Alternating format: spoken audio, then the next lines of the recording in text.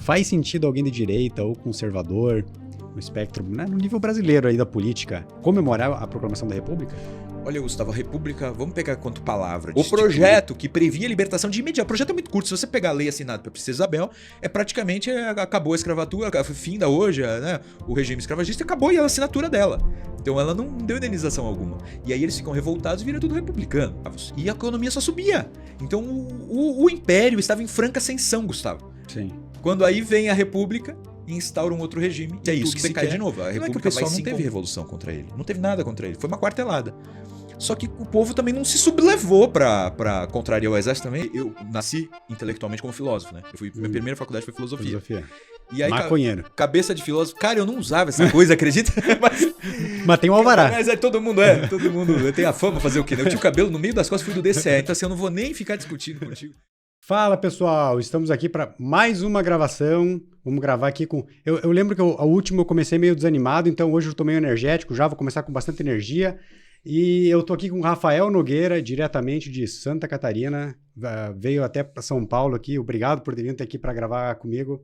Seja bem-vindo. É um prazer, Gustavo. Obrigado pelo convite. E olha que coincidência. Antes de vir para cá, eu tô participando de um programa de formação da ADF, Arete Academy, e tinha o Flávio Alencar tava participando. Você conhece? Que legal, conheço. Gente boa. Amigo lá do Rio. Isso, eu não sei por que eu relacionei vocês. Professor de História. Você é professor de História de formação? Sou professor de História. Sou mestre em História do Direito brasileiro, então, e ele também é. Daí eu até falei... Ele é de Niterói, ele conhece muito a história do Brasil e do Rio, então, um grande amigo. Isso, eu imaginei que vocês se conhecessem primeiro por ser um professor de História, de direita, vamos dizer assim, né? Eu até perguntei para ele, vocês têm um grupo do WhatsApp, assim, de professores de professores de História que não são de esquerda? Ele falou, boa ideia. Eu acho que deveríamos inaugurar isso.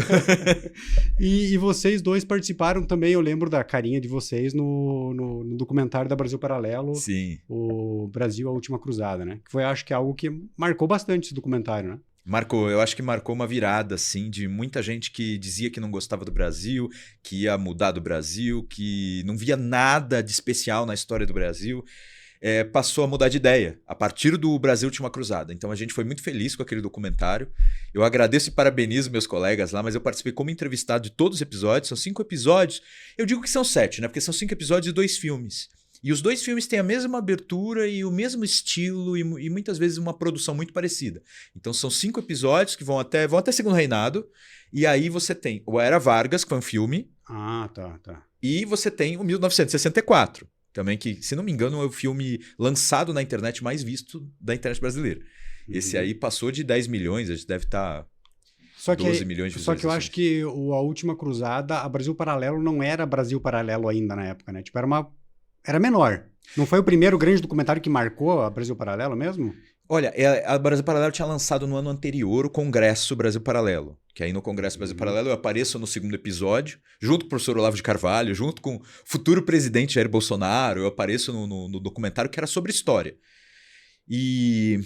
que mais? Aí teve 5 episódios, e cada episódio eram várias pessoas entrevistadas para falar de um determinado assunto.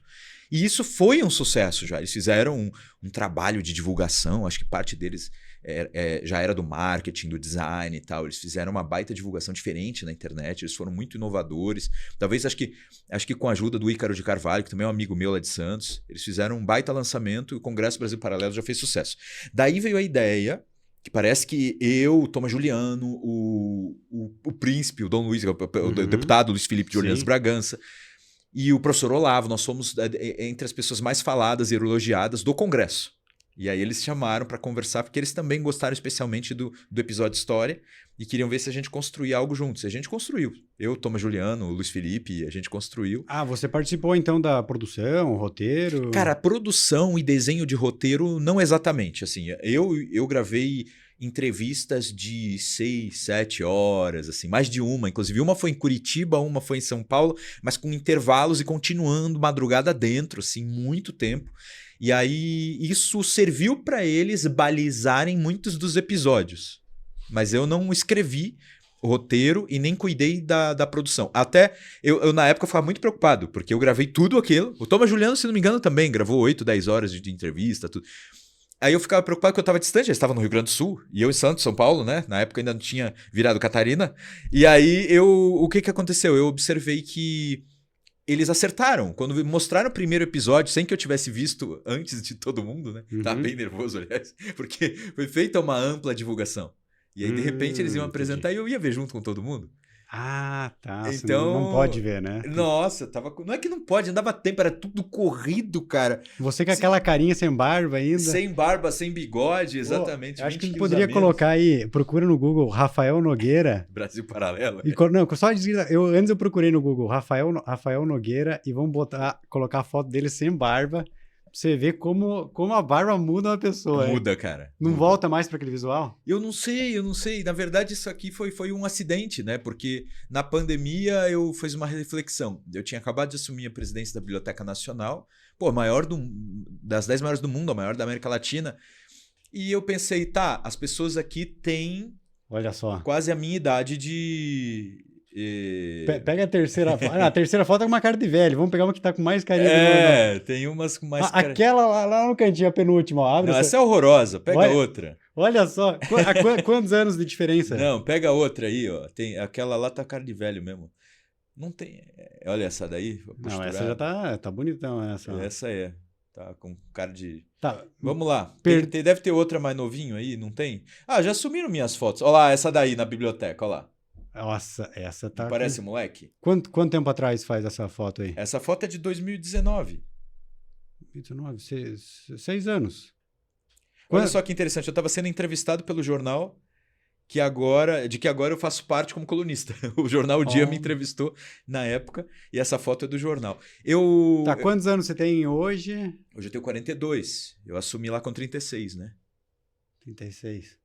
Não, você parece um cara muito novo. Agora com a barba já... já 42 com um cara de 41, né? Aquela coisa...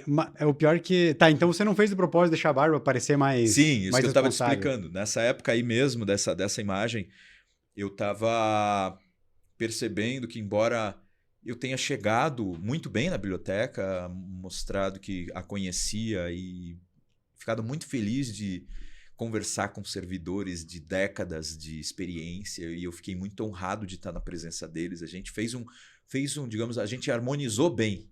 A despeito de toda a polarização política, a gente conseguiu construir um time para tocar a biblioteca. E eu vi que algumas das pessoas ali, muito especiais, assim, de altíssima qualidade, elas tinham quase a minha idade de tempo de biblioteca, entendeu? Então eu resolvi... Na pandemia a gente ia ficar mais recluso, né? Eu resolvi experimentar a barba, também com 2 fatores. O Pedro II não assumiu com 14 anos, ele deixou a barba para parecer mais velho. Eu pensei, boa tática, vou tentar. E o presidente, por mais tempo, na verdade era diretor o nome. O diretor, por mais tempo, foi no segundo reinado, nomeado pelo Pedro II, era o Ramis Galvão. E ele usava um bigodão. Aí eu falei, vamos ver o que acontece. E não é que ficou naturalmente, eu não fico perdendo tempo fazendo bigode em termos de desenhar, botar cera. Ele é assim mesmo, cara, deu certo. Não, legal. Eu queria ter barba, mas eu não tenho, eu tento deixar. Eu tenho esse problema também de não ser levado a sério porque tem cara de piazão, é. Aí fez diferença, cara. E você vê essas outras fotos aí, já cara de mal e bigodão, já é outra coisa, né? Clássico, né? É. Ó, muito, muito bem feito. Aproveitando já o assunto, qual que é a importância da Biblioteca Nacional? Que eu acho que a maioria das pessoas do Brasil não deve nem saber que existe a Biblioteca Nacional. Ótima pergunta e te agradeço por fazer a mim, porque eu sou apaixonado pela biblioteca. Olha só, ela guarda as coleções que vieram desde Dom João VI, Dom João VI que a criou, digamos assim, aqui no Brasil. Ele trouxe a Biblioteca Nacional de Portugal e instalou aqui, que era a Real Biblioteca, na verdade, né? Instalou aqui, foram 60 mil volumes. Além dessas coleções históricas portuguesas, vocês têm que raciocinar comigo. Se o Dom João VI, quando veio para cá em 1808, trouxe a Biblioteca de Portugal, a principal biblioteca de Portugal, a Biblioteca Nacional de Portugal não tem essas coleções. Essas coleções são nossas. No contexto da independência, o Pedro I... Eles nunca tentaram reaver? Tentaram, Pedro I comprou. Aí ele pagou. Mas olha só a importância que era dada à biblioteca. E o que tem de importante? Que livro que tem lá de importante? O que tem de... Tem muita coisa importante. Eu vou completar a resposta da outra pergunta e depois eu te respondo essa. Por quê? Porque hoje, por que é importante? Porque ela guarda a memória bibliográfica nacional. O que isso significa? Todos os livros publicados no Brasil, por editora brasileira, enviam cópias para ela.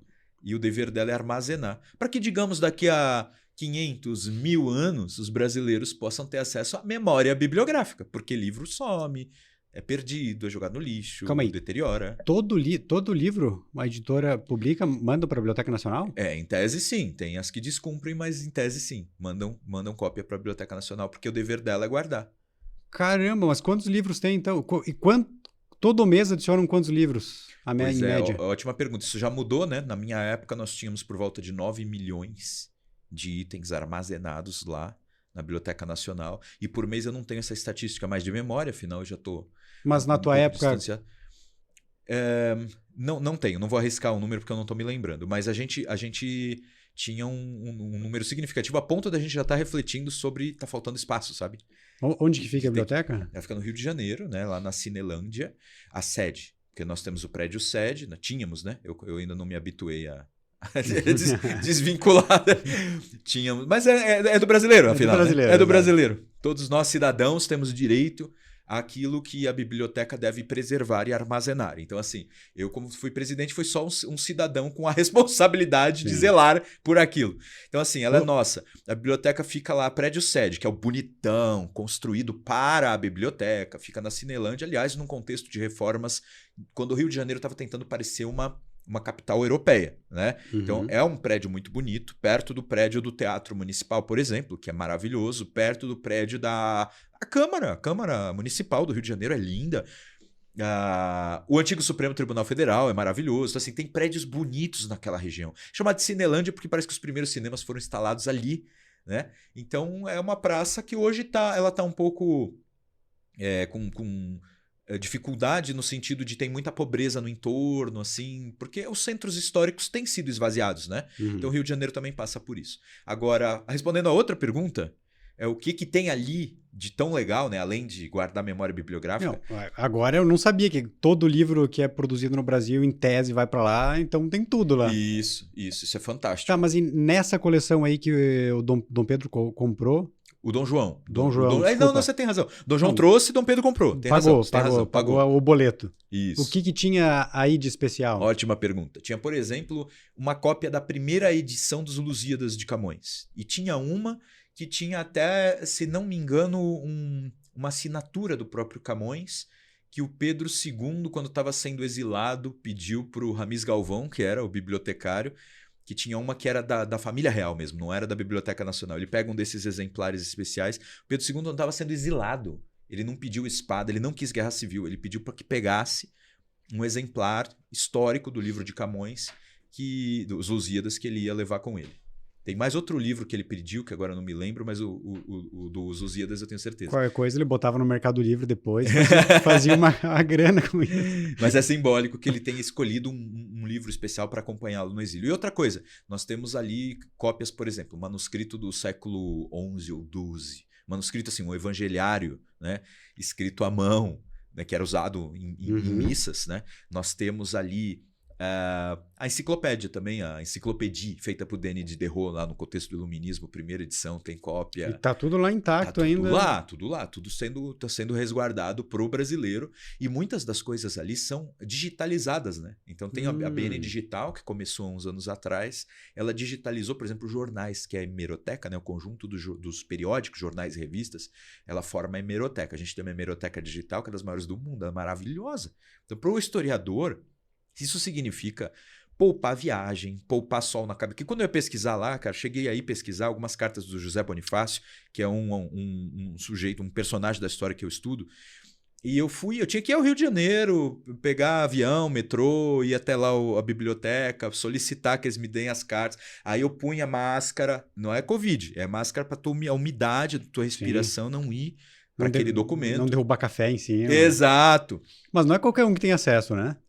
Não acesso aos acervos, mas você, como cidadão, pode chegar lá e dizer: eu estou fazendo uma pesquisa, eu gostaria de ter acesso a isso. Ele vai trazer e vai dizer qual que é a tua conduta. Tem que pôr luva, tem que ter máscara, como é que você vai manusear? Mas é do brasileiro, entendeu? Não, mas pera lá, tem que ter regra, não pode dar para qualquer um. Você pegou o espírito. É justamente, o brasileiro é a pessoa que não pode dar um livro. Você pegou o espírito. O pessoal da biblioteca lá, os servidores, que aliás... como eu te disse, eu tenho muito respeito por eles são muito zelosos. Então, assim, se eles veem que não é uma pessoa séria, que não é um pesquisador, eles criam um empecilho para proteger o documento.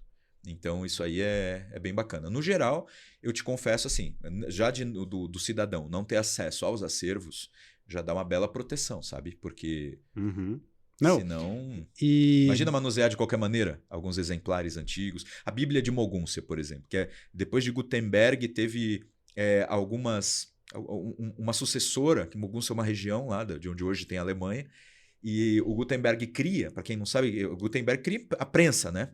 Para poder produzir material impresso de forma rápida e muitos volumes, né? Muitos exemplares. Isso altera a humanidade em termos de técnica.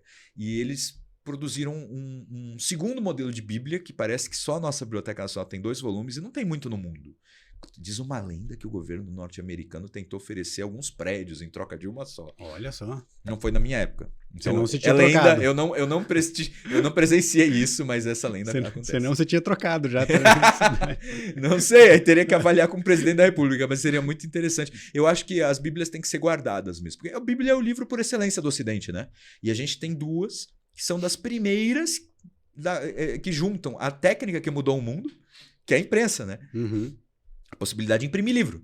E, ao mesmo tempo, o livro dos livros, né? Que é a Bíblia. Lá no Acton University, nos Estados Unidos, todo ano vai um pessoal lá, uma organização, e leva vários exemplares, assim, sei lá, a manuscrito, na época não tinha prensa ainda, Bíblia, várias coisas muito antigas. E eles deixavam a gente mexer. Eu falei, cara, vocês não podem deixar nós mexer aí.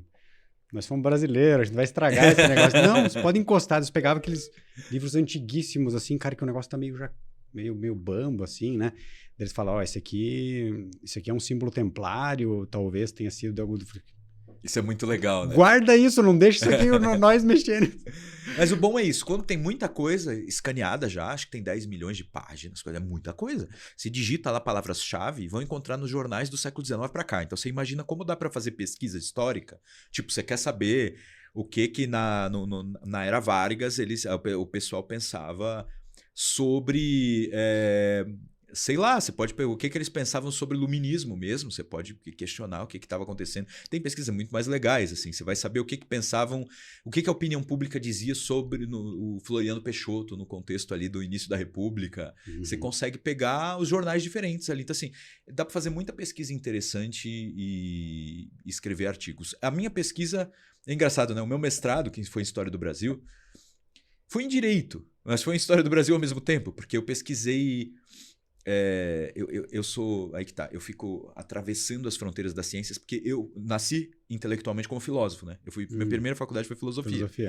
E aí, maconheiro. Cabeça de filósofo. Cara, eu não usava essa coisa, acredita? Mas tem um alvará. Mas todo mundo tem a fama, fazer o quê? Né? Eu tinha o cabelo no meio das costas, fui do DCE. Então assim, eu não vou nem ficar discutindo contigo contra a fama.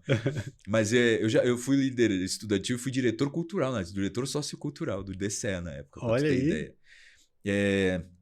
E aí o que acontece? Lá na época, eu já tinha essa cabeça de achar que as ciências modernas tinham guardado certos compartimentos, assim, que não são exatamente a realidade, né? É a divisão departamental para organizar a universidade.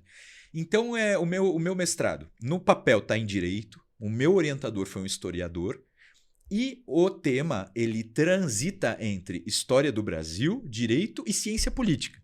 Então, eu fui estudar lá as atas da Constituinte. O que era a Constituição do Império e o que eles discutiam em 23, quando Pedro I autorizou, ele convoca uma Assembleia Constituinte para que os eleitos pudessem discutir qual deveria ser a lei maior do Brasil.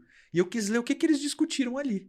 E aí eu comecei a identificar personagens que defendiam certas ideias que depois iam aparecer na Constituição de 24 mesmo. Aí eu consegui identificar o pensamento político brasileiro. Né? E disso saiu o livro. Exatamente. Que você escreveu. Daí que sai o meu livro, que foi um livro publicado no contexto do Clube Ludovico, agora vai para as livrarias, vai para as editoras, uma segunda edição, a gente esgotou a primeira. A primeira foi só pro Clube Ludovico. Foi só pro clube, mas esgotou, porque dá para comprar o avulso, a galera saiu comprando, acabou, né? Não tem mais. Isso me felicita, né? Mas o capa dura era tão lindo, eu só tenho um do meu próprio livro, mas a gente vai fazer agora em brochura e vai para as livrarias.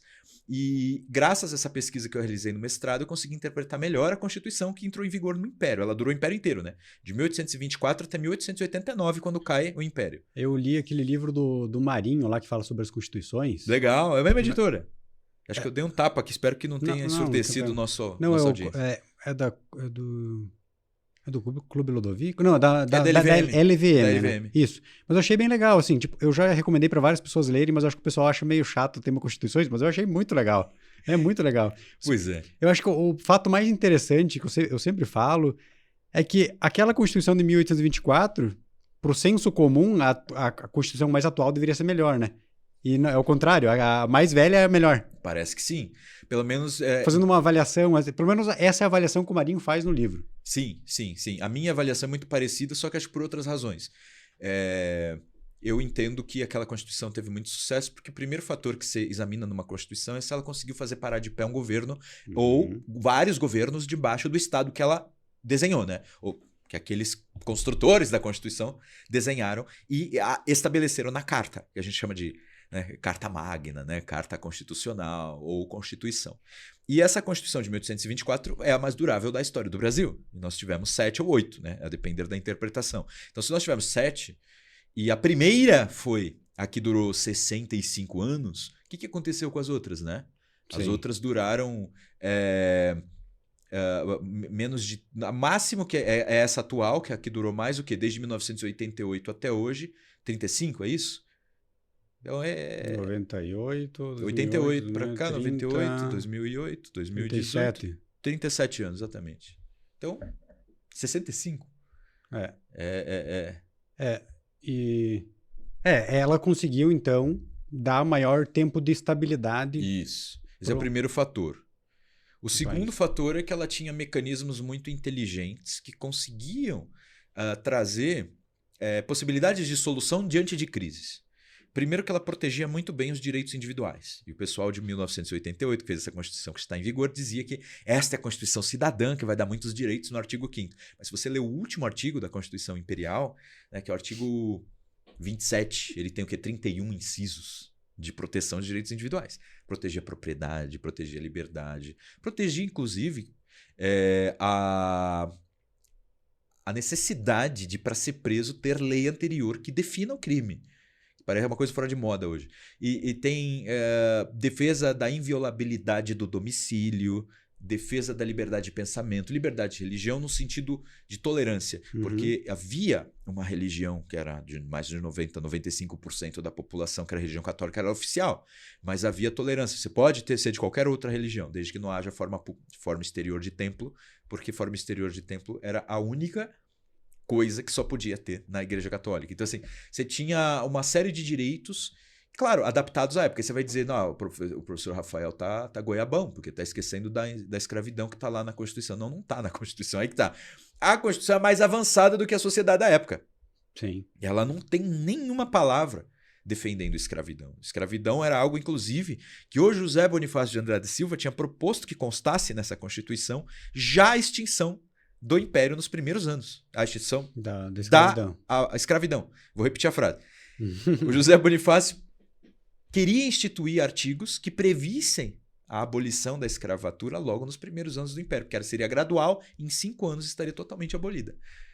Não. Gradual como é que seria? Bom, você proíbe o tráfico, você proíbe que se escravizem os nascidos de mãe escrava, você proíbe que você liberta os velhos, igualzinho foi, mas foi muito lá pra frente, entendeu? Então ele já tinha previsto mais ou menos isso e acabou não vingando. Ele brigou com o Dom Pedro e foi exilado.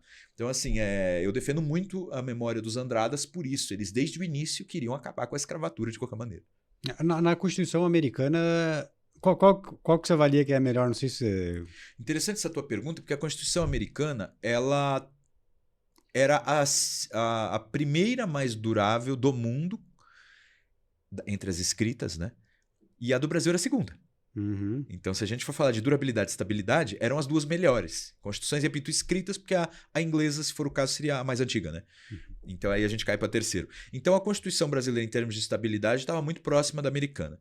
Em termos de desenho constitucional... A própria escravidão também não está na Constituição americana. É a mesma até hoje. Exatamente. E o pessoal diz que, então, mas era monarquia igual à escravidão. Como se quem perseguia a escravidão como instituição era a Inglaterra, era o Reino Unido. Como? A República Americana era escravagista? Então não tem nada a ver com forma de governo a escravidão. A escravidão era um triste contexto, né? Social da época, social e econômico. E humanitário, né? E aí a gente, infelizmente, não conseguiu nos primeiros anos eliminar isso, mas isso foi conseguido com alguma habilidade política de 50 para frente. E já que a gente está falando de escravidão, eu acho que deve ter muitas visões, né? Mas, no seu ver, uma das coisas que derrubou a monarquia no Brasil foi a abolição da escravidão? Sem dúvida, porque os donos de escravos não queriam isso. Eles queriam ou manter a escravidão, o que já estava totalmente fora da época, né? O Brasil estava até demorando para resolver esse assunto, embora os nossos pré-claros ali, fundadores, já queriam ter extinto, a gente já estava demorando um pouco. Então, o que eles queriam? Se fosse para perder os escravos, que houvesse uma indenização. Certo? Uhum. Ou seja, tá bom, não tenho mais escravo, mas recebi. É como você... o governo do estado de Santa Catarina tem muita estrada para melhorar e construir, não é verdade? Você é de lá, você sabe. E eu fui de carro o estado inteiro 1000 vezes, rodei, fui ao oeste, né, meio oeste, oeste, fronteira com a Argentina, sul, norte, tem que melhorar de estrada. E o governador tá com um programa lá maravilhoso, tá melhorando. Só que o que acontece? A minha opinião talvez não seja muito popular, mas tem que privatizar tudo as estradas. Senão, Pode ser. Enquanto for estatal, não vai funcionar. Não importa qual seja o governador, não vai funcionar. Eu não sei se você tá certo, que não é minha área, mas de qualquer maneira, por vezes, para construir uma estrada, você vai ter que desestatizar. Desestatizar não, meu Deus. Você vai ter que pedir para pessoas saírem dali. E elas vão sair alegremente e colaborativamente como? Se forem indenizadas? Ah, né? sim. Se elas receberem alguma coisa. Sim. Na cabeça daqueles ex-proprietários de escravos, Sim. eles deveriam ser indenizados pela perda da propriedade. Mas já era consenso, inclusive, para a Princesa Isabel, que é quem assinou o projeto que previa a libertação de imediato. O projeto é muito curto. Se você pegar a lei assinada pela Princesa Isabel, praticamente acabou a escravatura, finda hoje, né, o regime escravagista, e acabou a assinatura dela. Então ela não deu indenização alguma. E aí eles ficam revoltados e vira tudo republicano. Entendeu? Porque os libertos eram todos monarquistas, ou quase todos. Havia até uma guarda a Isabel, né? Uma guarda Princesa Isabel, uma guarda negra da Princesa Isabel. Então, a imensa maioria dos libertos era de monarquistas, assim. Então não tem essa de foi só mais um fator, foi algo decisivo. Foi decisivo, mas houve outros fatores também muito importantes. Infelizmente, no finalzinho ali, eu não sei se... É muito triste quando você lê esse pedaço da história, a pessoa vai dizer, lá vai o monarquista falar que foi muito triste e tal. Não é só porque passou de monarquia para república. O triste é o seguinte... Não, mas eu acho que os monarquistas acho que são minoria, então tem que falar mais. Tem que falar, assim. né? Tem que falar. Não, mas além... Bom, estou vocalizando aqui uma visão filomonarquista ou monarquista, né? Eu costumo chamar de filomonarquista aqueles que, ainda que não sejam monarquistas, são amigos da ideia monárquica, ou pelo menos da história do Império Brasileiro. Não falam só mal, né? Então, essa perspectiva qual que é? Estava findando o Império e realmente alguns fatores muito sérios. Você entendeu esse fator como, tipo, tá suficiente, já entendi o que aconteceu. E houve outros junto, entendeu? Muito sérios. Então, assim, foi uma confluência de fatores tristes com uma fase em que o imperador, a partir dos seus 60 e poucos anos, depois da Guerra do Paraguai, é que ele fica com os cabelos completamente brancos, que foi uma situação muito difícil, e ao mesmo tempo, e não foi difícil só por causa da guerra, foi difícil internamente, porque quem estava no poder era um gabinete que era assim, né? Tinha o presidente e o Pedro II nomeava o presidente. E o presidente nomeava os ministros. Então a gente chama de gabinete, né? O governo, né? O governo instituído. Então tinha um gabinete liberal.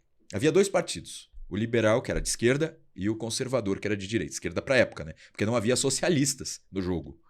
Então era liberal na esquerda e conservador na direita. O liberal estava no poder.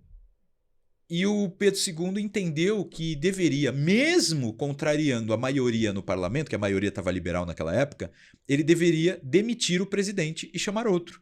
Isso significava que ele ia chamar um conservador para formar um novo ministério, entendeu? E isso foi extremamente desgastante.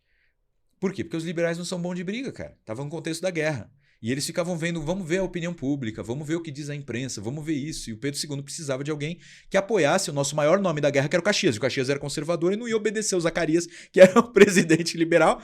E aí ele demite o cara, ele demite o Zacarias. E isso foi absurdamente estressante. Dizem que ele apareceu de cabelo branco logo depois disso, porque aí foi todo mundo pra cima dele. Olha só, o nosso acordo de cavalheiros não era que ainda que houvesse, né, você tem esse poder de destituir o presidente e nomear presidente, você tentaria seguir a maré da opinião pública. E a opinião pública está mais liberal. Mas ele estava diante de uma guerra.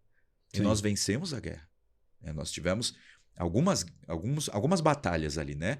No Uruguai, o Brasil E homens fortes têm que tomar decisões, né? Tem que tomar decisões. Tem que chamar a responsabilidade. Ele tomou essa decisão e foi muito difícil, mas a gente ganhou a guerra. Tá. E aproveitando que agora a gente vai estar no dia 15 aí, já estamos na proclamação da República. Acho que a grande maioria, mesmo do pessoal que se diz de direita, se diz conservador, acaba comemorando esse dia. Faz sentido alguém de direita ou conservador, no espectro, né, no nível brasileiro aí da política, comemorar a proclamação da República?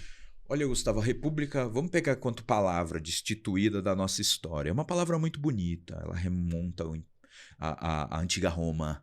Quando a antiga Roma constrói um sistema, contrariamente ao imperador soberbo, estuprador, não era um imperador, era um rei, né, o Tarquínio Soberbo, que foi um explorador mesmo, ele é arrancado de lá, constroem o Senado, e o Senado vai se adaptando a isso, séculos, né, vão passando, Sim. e eles vão se adaptando às exigências populares e criando o tribuno da plebe, o tribunato da plebe, o consulado, depois o consulado é uma espécie de poder executivo, o consulado tinha representação popular e uma representação de elite, os patrícios formavam o Senado, assim, eles constroem uma coisa do zero, que é o que a gente hoje chama de Estado, né? Digamos assim, de uma constituição bem feita. Tem um autor chamado Políbio, ele era um grego. E ele olhava de fora a República Romana e dizia que era a construção da cidade eterna, assim. Porque aquilo foi tão bem desenhado que daria para durar para sempre. Porque na ideia dele, uma monarquia, aquela monarquia mais típica, que concentrava todo o poder no monarca, ela não durava muito. Chegava uma hora que alguém ia exagerar, ia fazer uma besteira, ia perder lugar para uma aristocracia, que era o grupo da elite ali, os caras endinheirados, fortes. Se juntam e derrubam. Eles se juntam e derrubam. Aí eles vão governar num colegiado. Vai chegar uma hora que eles só vão governar para eles. E vão esquecer da maioria, que é o povão trabalhador. Esse povão uma hora vai se organizar sendo maioria, vai criar aflições para a minoria de elite. E aí eles ou derrubam, e se derrubam criam a tal democracia, né? A democracia vem da oligarquia, que é a aristocracia má. Então, assim, aí eles derrubam, criam a democracia, e a democracia chega um momento que vira caos. Essa é a verdade, ele falava.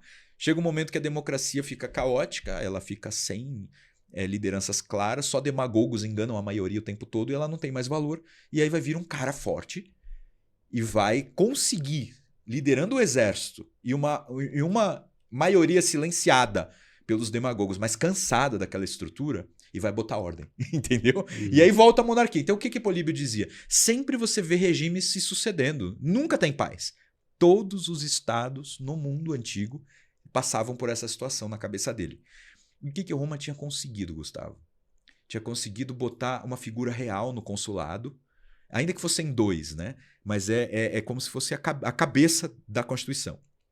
Eles tinham conseguido reunir a aristocracia permanentemente no Senado. O Senado vem de Senex, os mais velhos, os que são os conselheiros de todos, né? E tinha conseguido, pelos tribunos da plebe, que tinham poder de veto, sobretudo, né? Que faziam assembleias e levavam essa ideia. Por vezes levavam até projeto de lei, por vezes eles só vetavam o projeto de lei estabelecido no Senado. Eles criam um poder que, por um lado, é um poder de deliberação que traz as vozes populares até o Senado, por outro lado, ele governa no executivo junto, né? Enfim, eles criaram uma situação que se chama Constituição Mista. E o Brasil, no Império, era isso, entendeu?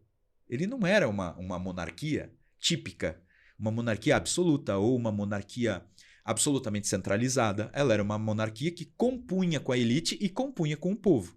O maior defeito desse esquema era a escravidão, que ela mesma estava, como é um regime bem feito, ela estava em melhoria constante, né? Então estava aumentando periodicamente o federalismo, ou seja, as forças locais, estava aumentando periodicamente as liberdades, inclusive as ideias de... A economia estava melhorando, depois, inclusive, que tem só um ano depois do fim da escravidão, a economia deu um salto. O pessoal pensa, arruinou a economia do império que dependia da escravidão. Não, no finalzinho ali, quando você já tinha, a partir de 50, o tráfico acabou em 50. Teve a lei Eusébio de Queiroz, teve a lei do sexagenário. Ou seja, você ia diminuindo os escravos, e a economia só subia. Então o império estava em franca ascensão, Gustavo. Sim. Quando aí vem a República e instaura um outro regime e tudo decai de novo. A República vai se encontrar posteriormente. Então o que eu quis dizer com toda essa história? Que para mim, inclusive é um livro que eu estou escrevendo, para mim o Império foi uma república coroada. Por quê? República, como eu disse, é uma palavra muito bonita, que quer dizer res publica. É uma coisa de todos. Isso diz respeito a todos. Como quando nós conversamos sobre a biblioteca, eu disse, ela é minha, ela é sua, ela é de todos os cidadãos. Mas alguns estão lá como zeladores e técnicos especializados na guarda daquilo e alguns de liderar aquilo. É a mesma coisa o Império. O imperador, no fundo, era o zelador número 1. Entendeu? Uhum. E só que ele fazia isso para a nação. Tanto que quando ele é exilado, ele não entra em guerra e dá ordem de que, olha, eu não quero uma gota de sangue em meu nome. Porque se é isso que se quer, não é que o pessoal não teve revolução contra ele, não teve nada contra ele, foi uma quartelada. Só que o povo também não se sublevou para contrariar o exército também. Os caras fizeram que ele tivesse que ser embora e que ele tivesse que... A família real inteira foi embora em 24 horas, que assim, expulsaram os caras, né? Mas e o que poderia ter sido feito? Tá, mas enfim. Calma aí, deixa eu voltar para minha pergunta Acho original. que eu tomei café demais, cara. Eu tô falando um monte de coisa aqui. Vou pôr até uma água aqui para acalmar. Não, mas exato. Mas o meu ponto é o seguinte. A proclamação da República foi um golpe, então, né? Foi. No Império, na não monarquia. Foi uma coisa popular. Daí eles usaram essa desculpa, vamos dizer assim, vamos estabelecer uma república, as coisas vão ser melhor estruturadas. Com certeza tinha alguma maquiagem muito boa para você derrubar a monarquia e a gente tentar avançando as coisas. Mas qual que foi o resultado prático? As coisas melhoraram depois ou pioraram? Vamos pensar o seguinte, a turma que fez, se você me permite, eu vou contar só quais eram os grupos, né? Que estavam querendo isso ou que ajudaram efetivamente só a fazer. Aí você vai entender por que não deu certo no começo e depois acaba se achando, né? Achando o seu próprio caminho. Os grupos eram formados pelos ex-proprietários de escravos, isso eu já contei aqui. Uhum. Eram formados por soldados que vinham da Guerra do Paraguai, oficiais do exército, que também vinham da Guerra do Paraguai, percebendo que fizeram um serviço à pátria assim extraordinário. Muitos deram suas vidas e aqueles que restaram estavam ofertando as suas vidas pela pátria. E, se bem me lembro, a Constituição de 24 proibia que militares até votassem. Assim. Os militares não faziam parte da deliberação política. Era um império civil. Militarização da política acontecia na Argentina, que era uma quartelada depois de uma quartelada. Que era o que a gente chama de caudilismo, que era o cara ele tem um grupo, ele tem uma espécie de exército particular, ele tem dinheiro, um monte de gente armada, ia lá e derrubava e tomava o poder. Então, assim, não aconteceu aqui. Foi um império civil. A maior parte dos deputados e dos nossos senadores eram formados em direito, eram bacharéis em direito, e muitos eram padres. Padres ou de alguma forma ligados ao clero. Por quê? Porque quem tinha tempo de estudar e de se virar com um livro. Então era muita gente culta, entendeu? Havia uma depuração. A parte de democracia que havia no Império era por filtro. Eles votavam mesmo. E havia também assembleias locais. Muito diferente de hoje, que não precisa nem saber ler e escrever, né? Pra ser. Eles permitiam que analfabetos votassem no Império. Né? Que foi até o finalzinho do Império ali. O analfabeto podia votar. Na República já não. O analfabeto não podia votar. Olha que interessante. Mas não poderia ser político, um parlamentar. Não, né? não, parlamentar não. Mas analfabeto podia votar. Então, assim, por que eu estou te falando isso? Os grupos. O outro grupo eram os paulistas. Né? Como eu sou nascido em São Paulo, eu tenho, acho que, lugar de fala. Os paulistas atrapalharam bastante no fim do Império. Por quê? Porque o São Paulo estava progredindo economicamente muito adiante dos outros estados. E eu não sei o que acontece com os estados que progridem economicamente. Tá, eu sei, vou explicar. Eles se sentem, tô carregando nas costas, não é verdade? Sim. O catarinense hoje fala assim. O pernambucano falava assim no contexto colonial inteiro. Pernambuco se achava, ó, chega, o Nordeste carregava o Brasil. São Paulo era favela, entendeu? Tinha nada em Santa Catarina. Olha só. Nada. Ah, sim. Santa Então, Catarina, o Brasil era Nordeste, tá? E aí os caras carregavam, tanto que Pernambuco tem a Guerra dos Mascates, que é quando chega muito português e os nativistas ali, que se sentiam os brasileiros, mais brasileiros do mundo, tanto que Gilberto Freire é de lá, né? Só pra você ver. Os brasileiros mais brasileiros do mundo eram a nobreza da terra lá de Pernambuco. Enfrentaram a Guerra dos Mascates ali os portugueses que chegavam, comerciante português que chegava, quis inventar Recife, que não era a cidade deles era Olinda. Depois teve, em 1817, uma revolução que Pernambuco fez, tentando trazer Napoleão estava isolado na ilha ou de Santa Helena ou de Elba, não me lembro. Eles queriam que Napoleão viesse, escreveram uma Constituição, se libertaram de Dom João e queriam se libertar do Brasil porque não aguentavam mais prestar contas para o Rio de Janeiro. Quem pagava a conta era eles. Então Pernambuco tinha essa coisa. No fim do Império, quem estava com essa síndrome era São Paulo. Como eu digo, hoje está um pouco em Santa Catarina. Cuidado, isso não faz bem. Enfim, São Paulo, 1870, o que era? Era o ápice do café. O ápice não, ainda vai subir. Né? Mas o café estava chegando no alto. E ainda ia subir esse morro. Né? E não tinha muita participação política. Porque quem construiu o Império, se você for falar em região, foi o Rio, Minas, porque Minas foi o centro nervoso econômico também por muito tempo. Né? Quando descobrem ouro lá, cana-de-açúcar do Nordeste vai perdendo, embora continue importante por muitos séculos, mas vai perdendo a primazia. Então você tem Nordeste, né? Sobretudo Pernambuco e Bahia, porque Salvador já foi até a capital, então Pernambuco, Bahia, as regiões mais próximas às capitais e Pernambuco, Olinda também. E aí você tem Minas Gerais, Vila Rica, e você tem o Rio de Janeiro, a própria capital, né? Tô falando capital do Império. São Paulo, cara, mandava deputado, assim, mas não se achava adequadamente representado. E eles começam a olhar muito para os Estados Unidos. Olha, aquela república tem mais a nossa cara. E todo mundo começa a consumir o café brasileiro. Então vem muito dinheiro para São Paulo. E aí São Paulo queria participar mais. E qual que era a maneira de participar muito? Porque o próprio imperador Pedro II, se você pensar bem, onde ele nasceu? No Rio de Janeiro, é carioca. Pedro II era carioca. Eu nunca ouvi um áudio gravado dele, eu acredito que ele não tinha né, a linguagem chiada do carioca hoje, mas ele era carioca. Então o que eles queriam? Eles queriam fazer o Brasil parecer mais com os Estados Unidos da América. Então tinha os paulistas, a elite paulista estava muito nessa vibe, digamos assim. E havia o pessoal do Exército, que eu não completei, para terminar. O pessoal do Exército queria participar da política, pô. A gente deu nossas vidas lá, nós arriscamos nossas vidas. Aí chega aqui, não podemos participar. E o Exército, então, você tinha um Exército que estava com uma escola nova ali dentro, que tinha o Benjamin Constant, que era um líder da Escola de Guerra, Escola Superior de Guerra. E ele ensinava o positivismo do Augusto Comte. O positivismo entendia que havia uma hierarquia muito clara na sociedade. E o topo era dado por aqueles que poderiam construir uma sociedade de amor, ordem e progresso. Já está vendo onde eu vou chegar, né? Então a ordem era dada na porrada pelos militares e o progresso pelas ciências. Então os militares iriam, por meio da porrada, também promover as ciências. E eles começaram a defender essa ideia de que era preciso reorganizar o Brasil, né? Por meio das ideias positivistas. Então você vê, um não tem nada a ver com o outro, cara. Porque os soldados também que foram para a guerra na Tríplice Aliança. Era Brasil, Uruguai e Argentina contra Paraguai. Uruguai e Argentina eram repúblicas muito orgulhosas de si mesmas. E aí eles guerrearam junto com republicanos, com soldados republicanos, que defendiam suas repúblicas. Cara, isso podia dar certo? Não deu certo. Pelo que você está me dizendo, é um monte de gente com uma mentalidade revolucionária querendo fazer alguma coisa. Ainda tinha um partido republicano, que não era oficial, mas eram grupos republicanos que ficavam, tipo José do Patrocínio. Tinha gente boa que era republicana, tipo André Rebouças, era republicano. Só que quando vão exilar Pedro II, ele se põe no navio. Era um negro valorosíssimo, que às vezes o movimento negro esquece. André Rebouças, um baita engenheiro, um escritor. Ele vai para o Pedro II e diz, não era essa república que eu imaginava. O que o Brasil perdeu, então, após a proclamação da república? As coisas ficaram mais centralizadas? Isso. O que deu? Perdeu a estabilidade política? O que aconteceu? Primeiro teve um excesso de centralização. Foi uma ditadura.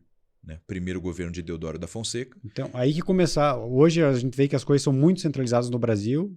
Começaram aí, então, as centralizações. O Brasil teve que ser centralizado desde o início da independência. Por quê? Porque é muito grande. E tinha muita rebeldia. Tipo, a gente perdeu o Uruguai. Aí, para variar, né? Parte do Nordeste, Pernambuco, Paraíba e Rio Grande do Norte fizeram a Confederação do Equador. Queriam fazer um outro país lá. Pedro I teve que ir lá fuzilar todo mundo. Então, assim, você tem que pensar que a Confederação... Eu tinha esquecido dessa. Então, a Confederação do Equador. Nesse contexto que está o Frei Caneca, que o pessoal não queria nem fuzilar, que achava que ia para o inferno se fuzilasse ele. Mas deram um jeito lá. O que acontece? Por que eu estou falando isso? Eu até esqueci tua pergunta. Era... O que O Brasil perdeu, né? o que o Brasil perdeu com a proclamação da República? Não, então, a gente tem esses fatores e a centralização ela começa atrás, começa mesmo. Era uma ideia até do Dom Pedro I, tudo, porque tinha que centralizar no Rio para garantir a integridade territorial. Só que paulatinamente você ia construindo na década de 30, que é a segunda década do Império só, já existe uma criação das assembleias provinciais, que são as nossas hoje assembleias legislativas. São criadas no Império. Então, havia um movimento constante de localismo, sabe? Cada cidade, cada vila, muitas vezes, tinha a sua Câmara própria. Então, havia um movimento de passar, transmitir atribuições. O próprio Pedro II estava estudando como transmitir atribuições do poder moderador, que era do imperador. Quando os poderes brigavam entre eles, dizia a Constituição que o poder moderador podia intervir, que é o que a gente não tem hoje. Não tem ninguém acima dos 3 poderes, né? Então, quando havia um juiz que se excedia, o Pedro II podia cancelar uma sentença, ele podia perdoar uma sentença, ele podia destituir um juiz de seu cargo, entendeu? Então, ele tinha esse poder.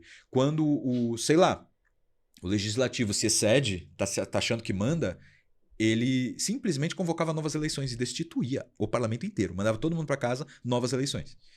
Ele usou esse poder algumas vezes. Olha só. E o poder executivo ele tinha poder sobre o presidente, que chamava o presidente, pouca gente sabe. Ele destituía o presidente quando ele queria também. Então, assim, ele tinha um poder acima. E ele buscava usar com muita prudência e seguindo a opinião pública. Era uma espécie, como eu te disse, de acordo de cavalheiros. Ele seguiria Tanto que ele diz em carta à sua filha Isabel, que ela seria a imperatriz, né? Isabel I, se viesse a ser coroada, ele dizia a ela que tinha que ler todas as cartas e tinha que viajar muito e ouvir todo mundo para ela saber efetivamente o que se pensava, não depender de intermediários. Então é bem bonito isso. Então, existia virtude na governança. Existia, cara. Existia o respeito à coisa pública, entendeu?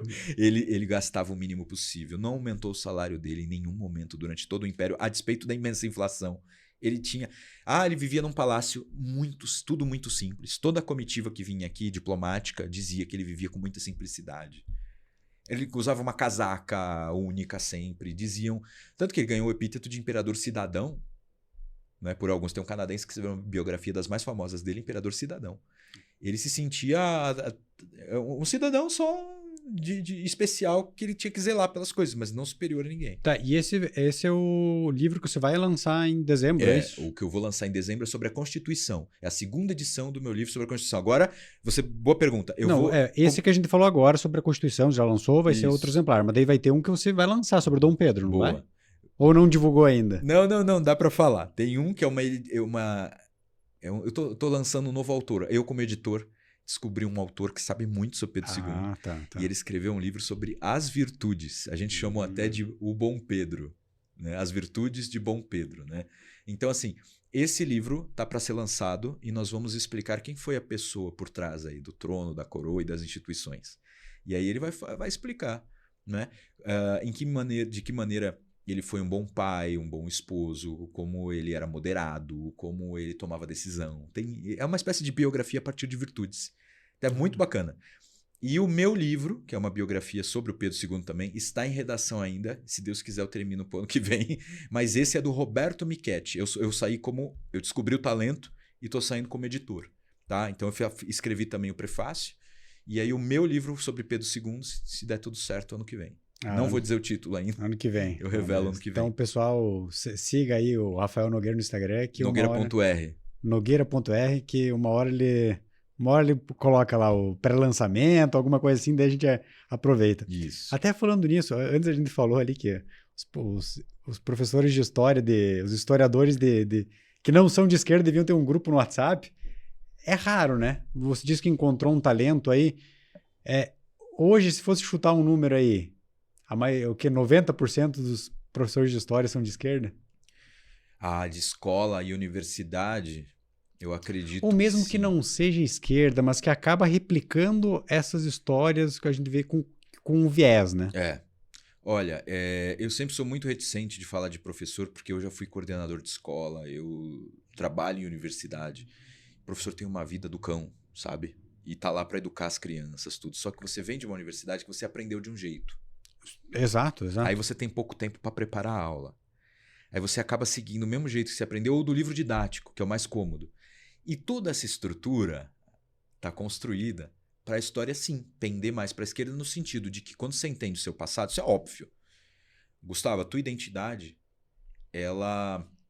Ou seja, a tua autoimagem. Quem é o Gustavo para o Gustavo?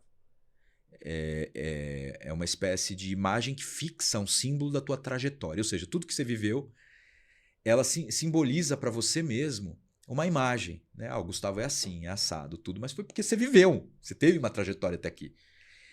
E o Brasil tem uma trajetória, quando ela é mal contada, e os únicos heróis são aqueles que tentaram fazer revoluções populares à maneira socialista. Isso, quando eu estudei, era assim.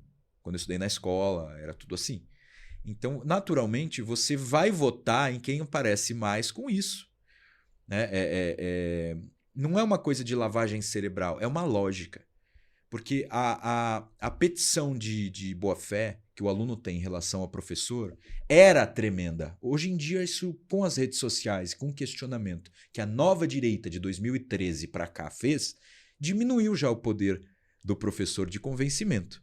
Então, muitas vezes, o aluno ele tem a possibilidade de buscar mais. Né? Agora, Gustavo... Internet, né? A internet acabou quebrando um pouco disso. Quebrou, mas a única pesquisa mais confiável que eu tenho sobre isso é de uns anos atrás, né? Que foi feita pela revista Veja. E eles perguntaram para os professores de história qual é o maior herói para você. E de lavada ganhou Che Guevara. Então, quando você tem uma situação dessa, aí não é mais o Rafael que está criando estimativas. Não é mais o Rafael que está falando mal de professor. É um fato identificado, não é, por uma pesquisa. Eu gosto de trabalhar assim. E isso é triste, porque Che Guevara nem é nosso personagem e ele nem foi um herói, né? Então é uma coisa assim, a gente tem uma história tão bonita, com tantos personagens que demonstraram valor, virtude, saber, capacidade de fazer riqueza, capacidade de ser digno mesmo diante de situações difíceis. Nós temos até alguns santos. Por quê? Por quê que a gente precisa... o professor em sala de aula precisa exaltar o Che Guevara como o grande herói? Não, e eu acho que a grande parte, é óbvio que tem os professores militantes mesmo de esquerda, que fica muito fácil de olhar, mas tem muitos que estão só replicando o que aprenderam na universidade, não fazem nem por maldade, acham que estão sendo neutros, vamos dizer assim, mas aprenderam e estão replicando.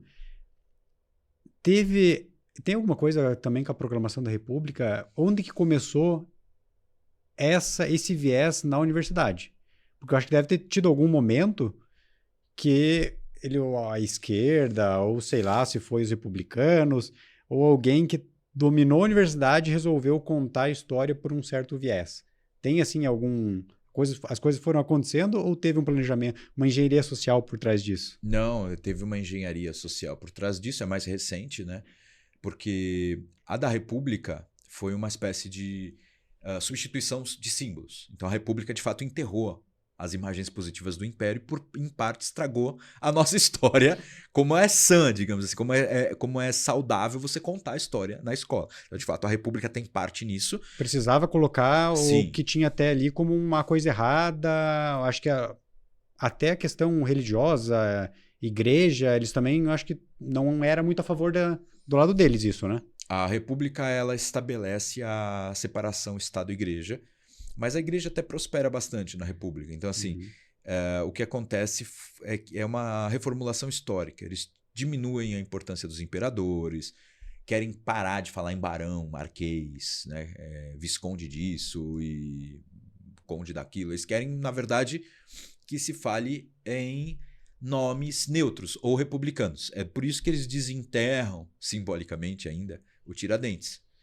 Tiradentes, a meu ver, é uma figura respeitável, é uma figura heróica, é uma figura que lutou, sim, e morreu por isso, contra excessos estatais, digamos assim. Até deveria ser uma figura mais trazida a lume pelos liberais, digamos assim, porque de fato ele foi isso. Embora sua história esteja mal contada, tem mais um talento que eu encontrei de um autor. Em breve eu vou anunciar, então... Se vocês quiserem, me sigam nas minhas redes sociais, nogueira.r, porque eu vou trazer muitos livros bons sobre história ainda. E às vezes, sobre temas e sobre ideias de que até a direita fala mal. direita é um grupo político. E grupo político, assim, o pessoal vê, se eu falar tal coisa, eu vou vender bem. E se eu falar tal coisa, eu vou ganhar muito, muito voto. Então a galera, em vez de fazer um cálculo digno entre, isso aqui dá voto e é verdadeiro, isso aqui dá dinheiro e é verdadeiro, às vezes explora a boa-fé, sabe? Sim. E acaba despejando ideias como, Tiradentes não foi ninguém, não tem valor algum. Acaba, imagina, Minas Gerais não poder... todos os símbolos de Minas Gerais são construídos em torno da Inconfidência Mineira. Aí você vai dizer que a Inconfidência Mineira não foi nada. É complicado, tem que ser responsável. Você tem que ser responsável por falar um negócio desse, sabe? É um estado de, 800 municípios, um estado imenso, de grande população, uma economia pujante, uma parte do território significativa. Grandes poetas, escritores, arquitetos, urbanistas, presidentes da República foram mineiros. E tu vai destruir a imagem. Não sei se vocês sabem, a Brasília foi construída por um mineiro, JK, que a inaugurou no dia 21 de abril, que é o dia de Tiradentes. Tá? Então, assim, tem que prestar mais atenção, né? E é um dia da fundação de Roma. Né? Então não foi só algo criado pela República. Eles só deram uma enfatizada. Não. A questão atual das escolas... Eu costumo dar aula de 4 horas, por isso que eu começo lá atrás para te explicar qualquer pergunta que você me faz. Não, mas eu estava naquele ponto do Tiradentes. O Tiradentes não foi inventado pela República, só foi dado uma ênfase maior. Sim. Sim, tá, entendi. Daí agora retomando a outra... Isso. Muitos parênteses abertos, né? Não, acontece. A conversa fica complexa, mas o Tiradentes, de fato, ele já tinha sido, né, tinha tido reconhecimento local, mas a República o tira dos escombros porque ele era uma espécie de herói republicano, porque diz a lenda que ele queria fundar uma república ali, né? E o que mais que aconteceu? Agora, quando a gente pega, agora sim, voltando àquele parênteses que a gente deixou, quando a gente pega atualmente, por que houve essa invasão de teoria revolucionária, né, pseudocientífica no âmbito da história e que chegou às escolas por meio de professores e livros didáticos? Foi o contexto contrário à ditadura militar, né, ao regime militar. Houve aquela ideia do Golbery de deixar a cultura como válvula de escape para a esquerda, para eles terem onde viver.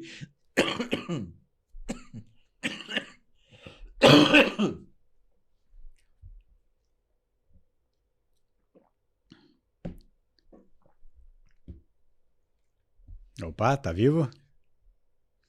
Fuma? Meu? Aluno do Olavo, né? O pessoal vai falar, imita até na tosse. Não, eu tô com uma tossinha chata. Olha só, eles, desde a década de 60, sobretudo 70 e 80, eles foram se apropriando das universidades e paulatinamente. Então, se houvesse ali os social studies, né, os estudos sociais que a gente tinha na escola, você é muito novo para isso, mas a galera que se formou na década de 80, 90, tinha estudos sociais. Estudos sociais, do social studies americano, que tinha aquela ideia de círculos concêntricos, estudar o bairro, estudar a cidade, tudo que é uma ideia norte-americana. Então, era liberal. Olha só. Eles substituem isso por filosofia, história, geografia e tal, porque era preciso... Eles conseguiram tomar aos poucos... E eles eram muito diplomáticos no primeiro momento. A direita acha que na porrada consegue tudo. Mas se você quer penetrar numa instituição... eu não queria falar uma baixaria dessa, mas se você quer penetrar em qualquer coisa, você precisa ter um pouco de carinho, sabe? Uhum. Então, se você quer penetrar numa instituição, você precisa chegar de uma maneira mais adequada. Você precisa respeitar. Se tem professor bom, respeita o cara. Tá? Tem professor ruim, ou não vai na aula, não escolhe a disciplina dele, sei lá, ou fica quieto, né? Tem gente talentosa para brigar, então deixa os talentosos para brigar. Tem que ter gente, contudo, entretanto, porém, tem que ter gente talentosa para estudar e ir se concentrando em produzir textos, em produzir livro, em produzir... Pegar diploma e ser reconhecido e frequentar os ambientes, os seminários, os eventos. E a esquerda fez isso. E, de repente, ela ocupar tomou... os espaços, né? Ela visava a hegemonia. Quando constrói a hegemonia cultural nos anos 90, sobretudo final dos anos 90 início dos 2000, quando o Lula é eleito, a hegemonia era total. Hegemonia cultural. Eles predominavam, mas absolutamente. Por quê? Porque os meios de sustento, os meios de financiamento, os cargos... Os cargos significam os salários. Os recursos estavam com eles. Quem mandava, quem dava ordem, para onde iam os recursos, quem poderia estudar, quem seria aceito nesse programa. E no outro já eram eles. Então eles conseguiram a hegemonia. Ainda é, né? Ainda é. Em grande parte ainda é. E nisso você tem, isso eu perguntei por causa dos professores de história, você tem um projeto também de formar professores de história, né? Não tem? Muito bom, Gustavo. Tem. A gente, no Centro Universitário Católico Ítalo Brasileiro, está formando professores de história. E numa ideia que é bastante transparente. A gente não quer doutrinar para a política de direita. A gente quer tratar a história como ciência. E a gente tem preocupações, sim, na relação história-memória. Em trazer a história como ciência, porque aquele cara que vai se formar vai ser professor e possivelmente um pesquisador historiador, mas também ter um respeito com o passado, ter um respeito com a pátria, né? E permitir que circulem visões cristãs, visões antimarxistas, no âmbito das aulas e na bibliografia e no ensino. Então, assim, por que eu digo que a gente preza mais por transparência do que por direita? Porque eu não vou formar um historiador bom se eu só transformá-lo num militante também. É a busca da verdade. É a a busca busca da sincera da verdade. Exatamente. Eu vejo que até que essa história que a gente aprende na escola, que é carregada de um viés, ela deixa de ser interessante para o estudante porque não faz muito sentido as coisas. Quando se coloca um viés no meio, não vai, a conta não fecha. Às vezes não faz sentido o que os caras estão falando só para puxar para um viés. E daí é por isso também que o aluno acho que acaba ficando meio desinteressado. E eu vejo que hoje na internet, a gente vendo a história contada de uma forma mais sincera, a gente cria até interesse por história. Claro! Que é um negócio para ser chato e agora tá ficando legal na internet. Exatamente. Cara, tem muita história tergiversada, né? Tipo, o pessoal ensinava sei lá, tinha Cocota na escola, ensinava a Guerra do Paraguai, fazendo paralelo com Cuba. Então, o Paraguai era um local onde a medicina funcionava e era todo mundo alfabetizado. E aquele ditador que estava construindo esse país de pessoas pré-claras, inteligentíssimas, ele foi perseguido pela potência da época, que era a Inglaterra, que botou o seu títere, o seu fantoche Brasil gigante para destruí-lo. Aí, quando você vai olhar a história mesma, isso aí está explicadinho, bem escrito pelo professor Francisco Doratioto, que é um professor que não é de direita, é um professor só técnico, bom. Ele escreveu Maldita Guerra. Ele mostra que, bom, primeiro, uma coisa óbvia, que é só você olhar, o Brasil ele estava com relações diplomáticas quebradas com a Inglaterra. O Brasil não tinha relações com a Inglaterra. O Brasil só tretava com a Inglaterra nesse período. Então não faz sentido você pensar que a Inglaterra estava usando o Brasil para destruir o Paraguai. Aliás, a Inglaterra vendeu muita arma para o Paraguai nesse contexto. Então não faz sentido. Segundo, coisa de medicina e alfabetização não tinha nada a ver. Ele estava prosperando economicamente. E terceiro, a guerra não foi uma destruição de uma imensa potência contra um coitadinho, né? Eles invadiram o território brasileiro, eles invadiram a Argentina. E no território brasileiro eles sequestraram um presidente de província, tipo sequestrar um governador, o do Mato Grosso. Tá? E deixaram ou ele ou o secretário dele morrer de fome numa prisão suja. Isso não é para declarar guerra, meu amigo. Vem aqui, imagina, um país invade o teu país, sequestra um governador e deixa o cara e o chefe de gabinete dele morrerem numa prisão. Claro que é para declarar guerra, pelo amor de Deus. Entendeu? Então aí... É uma das histórias que é contada dessa forma. Tá, mas voltando ali ao projeto, quantos professores já formaram ou estão formando? Tá, excelente pergunta. A gente começa lá, começou as conversas em 2018, engrenou mais no contexto da pandemia mesmo, porque aí eu consegui tocar a Biblioteca Nacional e o meu número, eu tenho um vice-coordenador que eu tinha menos tempo, porque eu estava cuidando da biblioteca, e ele me ajudava a fazer as coisas técnicas. O professor Armando Alexandre, ele é fantástico, e nós conseguimos estruturar. Nós formamos neste ano, né, de 2024 para cá, a primeira leva. Então nós temos algumas dezenas de alunos, não vou dizer quantos, não vou dizer quais em detalhes para não serem perseguidos. Onde estão? Mas nós temos já, exatamente, nós temos uma leva de professores sendo formada. E agora, eu não sei, eu às vezes sou megalomaníaco e acho que tudo é contra mim. A minha esposa diz que eu tenho mania de perseguição, etc. Mas vendo isso, primeira turma formada, o Lula foi lá e assinou o fim do EAD, né? Que é ensino à distância. Na verdade, as licenciaturas têm que ser semipresenciais. Dificultou extraordinariamente, porque os meus professores são muito bem formados. Eu peguei 2 doutores da UNB, eu peguei um pós-doutor da USP, eu mesmo, eu sou mestre pela Escola Carioca, que entende muito de império, né? Uhum. Eu sou mestre pela Escola Carioca de História do Brasil. Então, assim, o que acontece? A gente formou um timaço. E agora tem que ser semipresencial. Significa que várias horas tem que ser presencial. Nós vamos dar nosso jeito. Mas a questão é que realmente dificultou bastante, entendeu? Então a gente tem essa situação de que, por vezes, a gente dá um passo e tem que ser muito quietinho, né? Não foi possível por algum motivo. A gente também tinha que divulgar para poder conseguir. Sim. Cara, meus agradecimentos ao Brasil Paralelo, que conseguiu trazer bolsistas para nós, né? Fez uma propaganda e trouxe pessoas que não podem pagar e queriam ser professores. Nossa, ótimo. E a Brasil Paralelo, de maneira fantástica, nos trouxe bolsistas. Tá vendo? O pessoal que assina Brasil Paralelo estão ajudando aí com esse tipo de iniciativa, né? Então, projeto Mecenas. Isso é fantástico, meus agradecimentos mesmo. Mas chamou a atenção de uma galerinha que começou a falar mal do curso, né? Poxa, os caras, mesmo a gente sendo minoria, os caras ainda não querem Não querem, eles querem nos destruir e não querem nada, nem que a gente faça história com gabarito acadêmico, que a gente faça história-ciência, que a gente faça uma história que contemple também visão marxista, progressista, para ensinar para o aluno todas as visões. Não pode, eles querem nos eliminar, cara. Mas o que eles fazem também eles não tem algumas coisas que não tem como segurar, né? Não. Eles podem até dificultar, mas podem dificultar. A ideia, a verdade, acaba sendo mais forte Tá, e se um cara quer participar desse programa, como que ele faz? Ele pode ir lá no site da Ítalo, tá? Geralmente eu deixo o link lá no meu Instagram, nogueira.r. Eu deixo nos links permanentes ali, para você se inscrever na Ítalo. E é na licenciatura em História, é só ele se inscrever. Né? Agora é o semipresencial e ele vai se informar. Se ele for de outro lugar do Brasil, ele tem que ver se tem polo próximo e ele tem que ver o que ele vai precisar fazer. Ou no polo próximo, tô tentando abrir um em Santa Catarina, tá? Fica entre nós aqui. Olha só. Porque aí o aluno catarinense não precisa ir a São Paulo. Poderia ir a Florianópolis, já é melhor, né?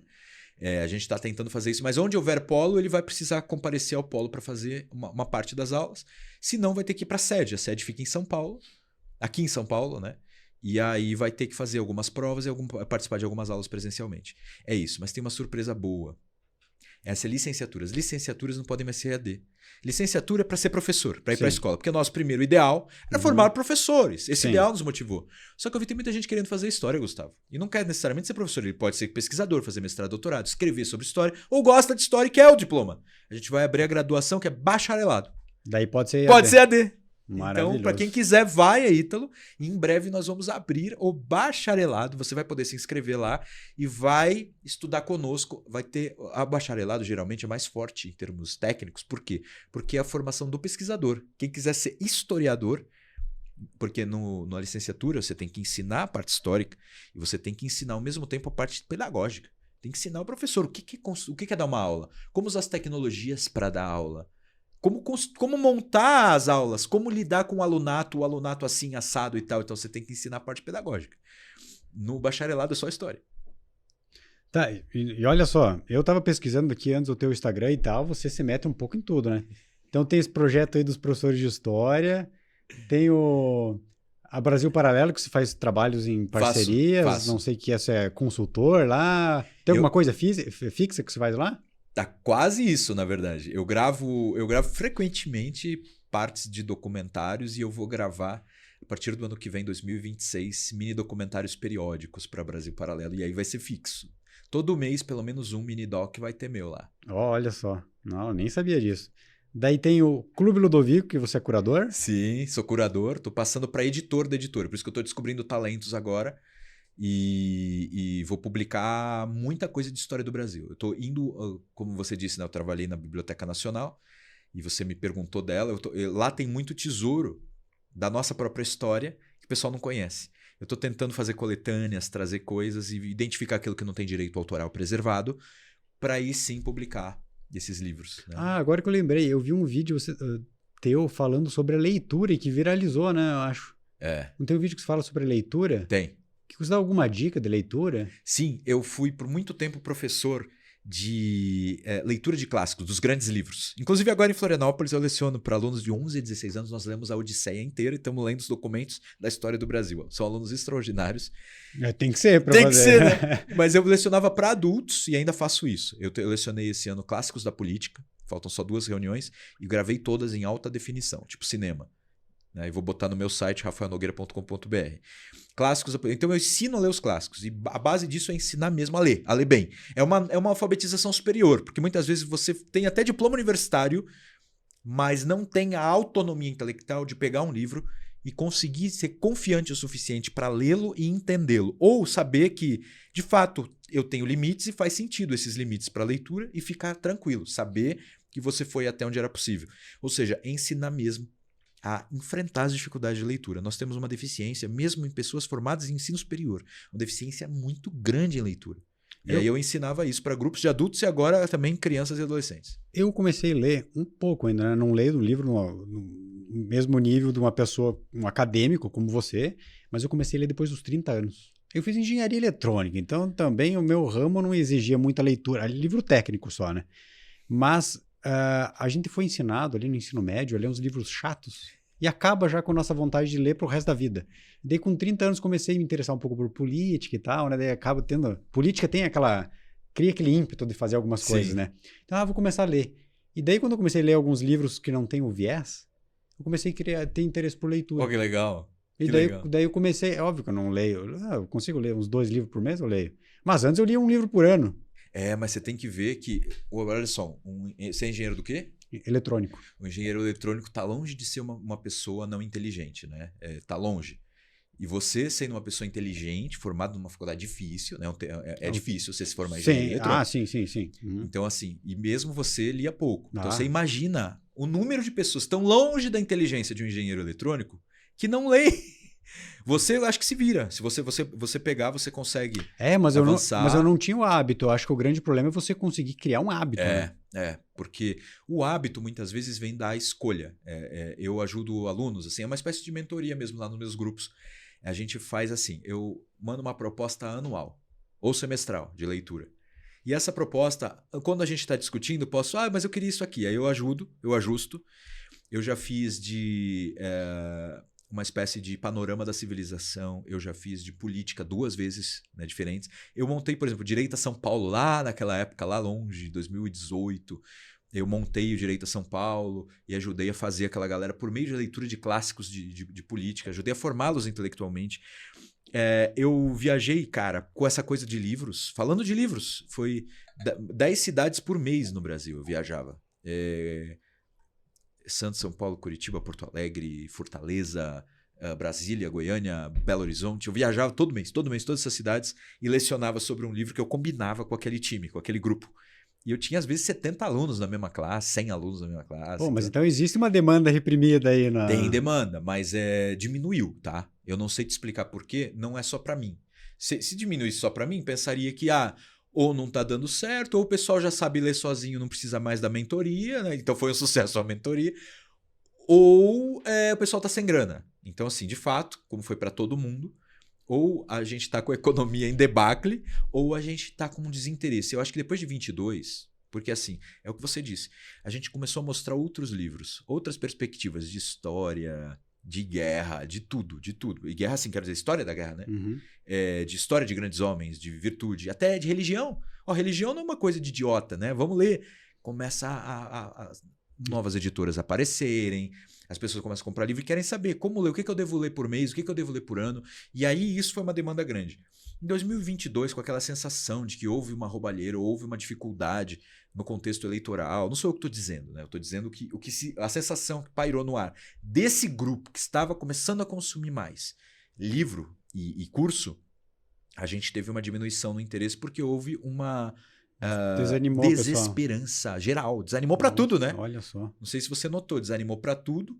A economia também perdeu gás, né? E aí você teve... Os cursos online diminuíram. Também houve uma espécie de esgarçamento. Como eu te disse, há muita exploração de nichos que o pessoal identifica a demanda reprimida. Aí muita gente começou a falar de livros sem entender tanto. Aí muita gente vinha... Nem todo mundo lecionava adequadamente. Aí o pessoal vinha, só gastei dinheiro, não vi, não gostei. Aí houve uma desesperança. Uma super oferta de cursos online. Né? Sim. Os meus eram mais presenciais, porque eu gosto do tete a tete. Então é uma tentativa de explicar a desesperança, o desânimo a partir de 22. A economia está girando menos, né? E ao mesmo por causa, sobretudo, de impostos e tributos e, enfim, dificuldades mil. Inflação. E você tem também... Comprar livro, muita gente... Livro é artigo de luxo para muita gente, porque ele vai primeiro necessidades, né? Depois prazeres, até chegar no livro, cara. Entendeu? Sim. Então o livro e o curso, ele tá no topo de uma pirâmide ali que você tem que atravessar muitas camadas, né? Não, mas mesmo sendo um nicho, pô, esse nicho é pequeno ainda, dá pra crescer, né? Dá pra Não, crescer. eu acho que dinheiro não é desculpa. Não é desculpa, tipo, pra quantidade de pessoas que a gente tem que ler. Tem muita gente que tem condição, mas não... Ou compra o livro e não lê. É. Bom, também compra o livro e não lê, todo mundo faz. Mas... Não é pecado nenhum e vai fazer uma bela biblioteca na tua casa. eu acho que foi isso que eu vi num vídeo teu, você falando. Não, comprem livros, acumulem, que uma hora você vai ler, né? Bom, eu faço isso, eu dou o exemplo. Eu não tô falando porque agora eu tenho uma livraria, né? Livraria Rafael Nogueira, eu trabalho com o editor, o pessoal vai dizer, ele é suspeito, ele quer que a gente fique comprando porque ele trabalha no mercado. Também, mas não é isso. Eu compro. Claro que a minha esposa briga comigo, que toda vez que eu vou mudar, eu mudo muito, né? Eu já morei em Santos, Brasília, Rio, agora eu tô em Florianópolis e pretendo ficar. A gente gostou muito de Santa Catarina, né? E aí ali em Florianópolis, o que acontece? O meu apartamento tem estante de livro em todo canto. Tem estante de livro no box da garagem. E eu ainda não trouxe tudo, porque parte tá na casa dos meus pais em Santos. Então assim, eu tenho muito livro. E isso vem de uma ideia de alguns professores meus, né? Que eles tinham muito livro em casa e usavam aqueles livros como se fossem extensões do seu cérebro. Gustavo, sabe que é pouca coisa que você consegue armazenar no cérebro? Acho que você sabe, você já tentou armazenar muita coisa e tal. Você não consegue carregar tudo que você leu no seu cérebro. Você carrega algumas pistas, alguma chave. Se você quer escrever um artigo, vem a demanda. Todo mundo sabe, o Rafael Nogueira sabe de Império, vai. Aí vem a demanda. Tu não quer escrever sobre, sei lá, o Marquês de Tamandaré, lá no contexto do exílio? Eu sei um monte de coisa de memória, mas, cara, eu vou ter que voltar aos documentos, eu vou ter que voltar aos livros, eu vou para escrever, porque os detalhes eu esqueci. E aí eu tenho na minha biblioteca. Eu tenho as minhas próprias anotações, às vezes, no livro. Eu sei onde tá, entendeu? Nossa, agora eu até lembrei aqui que quando eu falei com o Flávio Alencar, que eu ia conversar contigo, eu falei, você não tem alguma pergunta para fazer pro Rafael? Daí ele mandou umas perguntas e eu falei, cara, as perguntas aqui ele não vai acreditar que fui eu que escrevi, pô. Olha só as perguntas. A mais difícil, a mais que não seria eu que escrevi, ó. O que você acha da figura de Cairu em face de Bonifácio? Eu falei, não, pô, você teria que colocar uma mais factível aqui, ó. Não, é ótima essa pergunta. Quer que eu responda? Quer responder? Rapidinho. Então tá. Quer responder? Então eu respondo só pro Flávio essa. Tá, Flávio. Então você tem que contextualizar o pessoal aí. É o seguinte. O que você acha da figura de Cairu? Cairu, era o Visconde Cairu. Visconde Cairu José da Silva Lisboa. Foi um grande personagem do Império. Ali no início do Império, só para vocês terem ideia, ele escreveu um documento orientando Dom João à liberdade de mercado. Sabe que a abertura dos portos, ali em 1808, foi orientada pelo Cairu. Que ainda não era Cairu, José da Silva Lisboa. Ele estava lendo o Adam Smith ali. Então ele bota ideias liberais na cabeça de Dom João. Primeiro ponto. Eu lembro disso de algum documentário da Brasil Paralelo, acho que é mencionado isso. Em segundo lugar, ele foi um dos deputados da tal Constituinte que eu tive que estudar para o meu mestrado. Então ele falou, né, muita coisa, que tinha taquígrafo e anotava o que eles falavam. Então, ele falou muita coisa importante. A necessidade de abrir universidades, defesa de escolas, como deveria ser a Constituição, etc, etc. Pro Pedro II, por exemplo, ele deixou um manual, cara, de como governar. E ele tem um... Eu escrevi, olha só, pra você ter ideia, eu escrevi uma apresentação de um livro pro Clube Ludovico, que era do Cairu, né? É o Homem Liberal, Visconde Cairu. E eu coloquei nós colocamos esse texto pro Dom João VI, por Dom João abrir os portos, liberdade de mercado. E o texto que ele orientou o Pedro II. Então, os dois textos lá, com a minha apresentação. Na minha apresentação, eu digo, ele foi se tornando de liberal a cada vez mais alguém que conseguia conciliar em sua cabeça o liberalismo com uma espécie de tradicionalismo católico. Tanto que quando ele escreve para o Pedro II, criança ainda, ele escreve o manual, era uma espécie de... Como é que era? Como governar para um imperador constitucional e católico. Ele escreve nesses termos. Então eu acho que ele tem uma trajetória que precisa ser compreendida temporalmente. Eu acho que ele não excluiu da cabeça dele as ideias de que o livre mercado funcionam, ele manteve, só que ele passou a falar mais da parte católica. Ele foi educado, né, por católicos, as carmelitas lá na Bahia, ele era baiano. Então ele é um grande homem, um gênio, ele escreveu muito. Cara, tá aí um estudo que, se alguém quiser se debruçar sobre Cairu, tem muita coisa na Biblioteca Nacional, no Instituto Histórico e Geográfico Brasileiro. Escreveu muito, ninguém estudou a obra completa dele. E o Bonifácio, aí que tá, um é em face do outro. O Bonifácio escreveu sobre Cairu. Cairu talvez tenha escrito sobre Bonifácio, mas eu não achei. O Bonifácio fez um poema zombando do Cairu. Eles eram meio que adversários ali, mas adversários não muito aguerridos, assim. É a zombaria besta. Ele zombou dizendo que ele fica arranhando o grego como se falasse, mas o grego dele é horrível. Ele fica arrotando erudição, mas ele nem sabe tanto assim. Era coisa de nerd, mas basicamente. Ele fez um poema pra zoar o coleguinha, porque o coleguinha não sabia tanto grego quanto ele. Então, assim, só pra você ter ideia. Sim, briga de nerd mesmo. Briga de nerd. O José Bonifácio, eu tenho pra mim que ele é muito mal visto hoje por figuras que estão defendendo um catolicismo de uma maneira que eu acho que faz com que os fiéis esqueçam que a verdade precisa ser aceita pelo católico onde quer que ela apareça e de quem quer que a diga.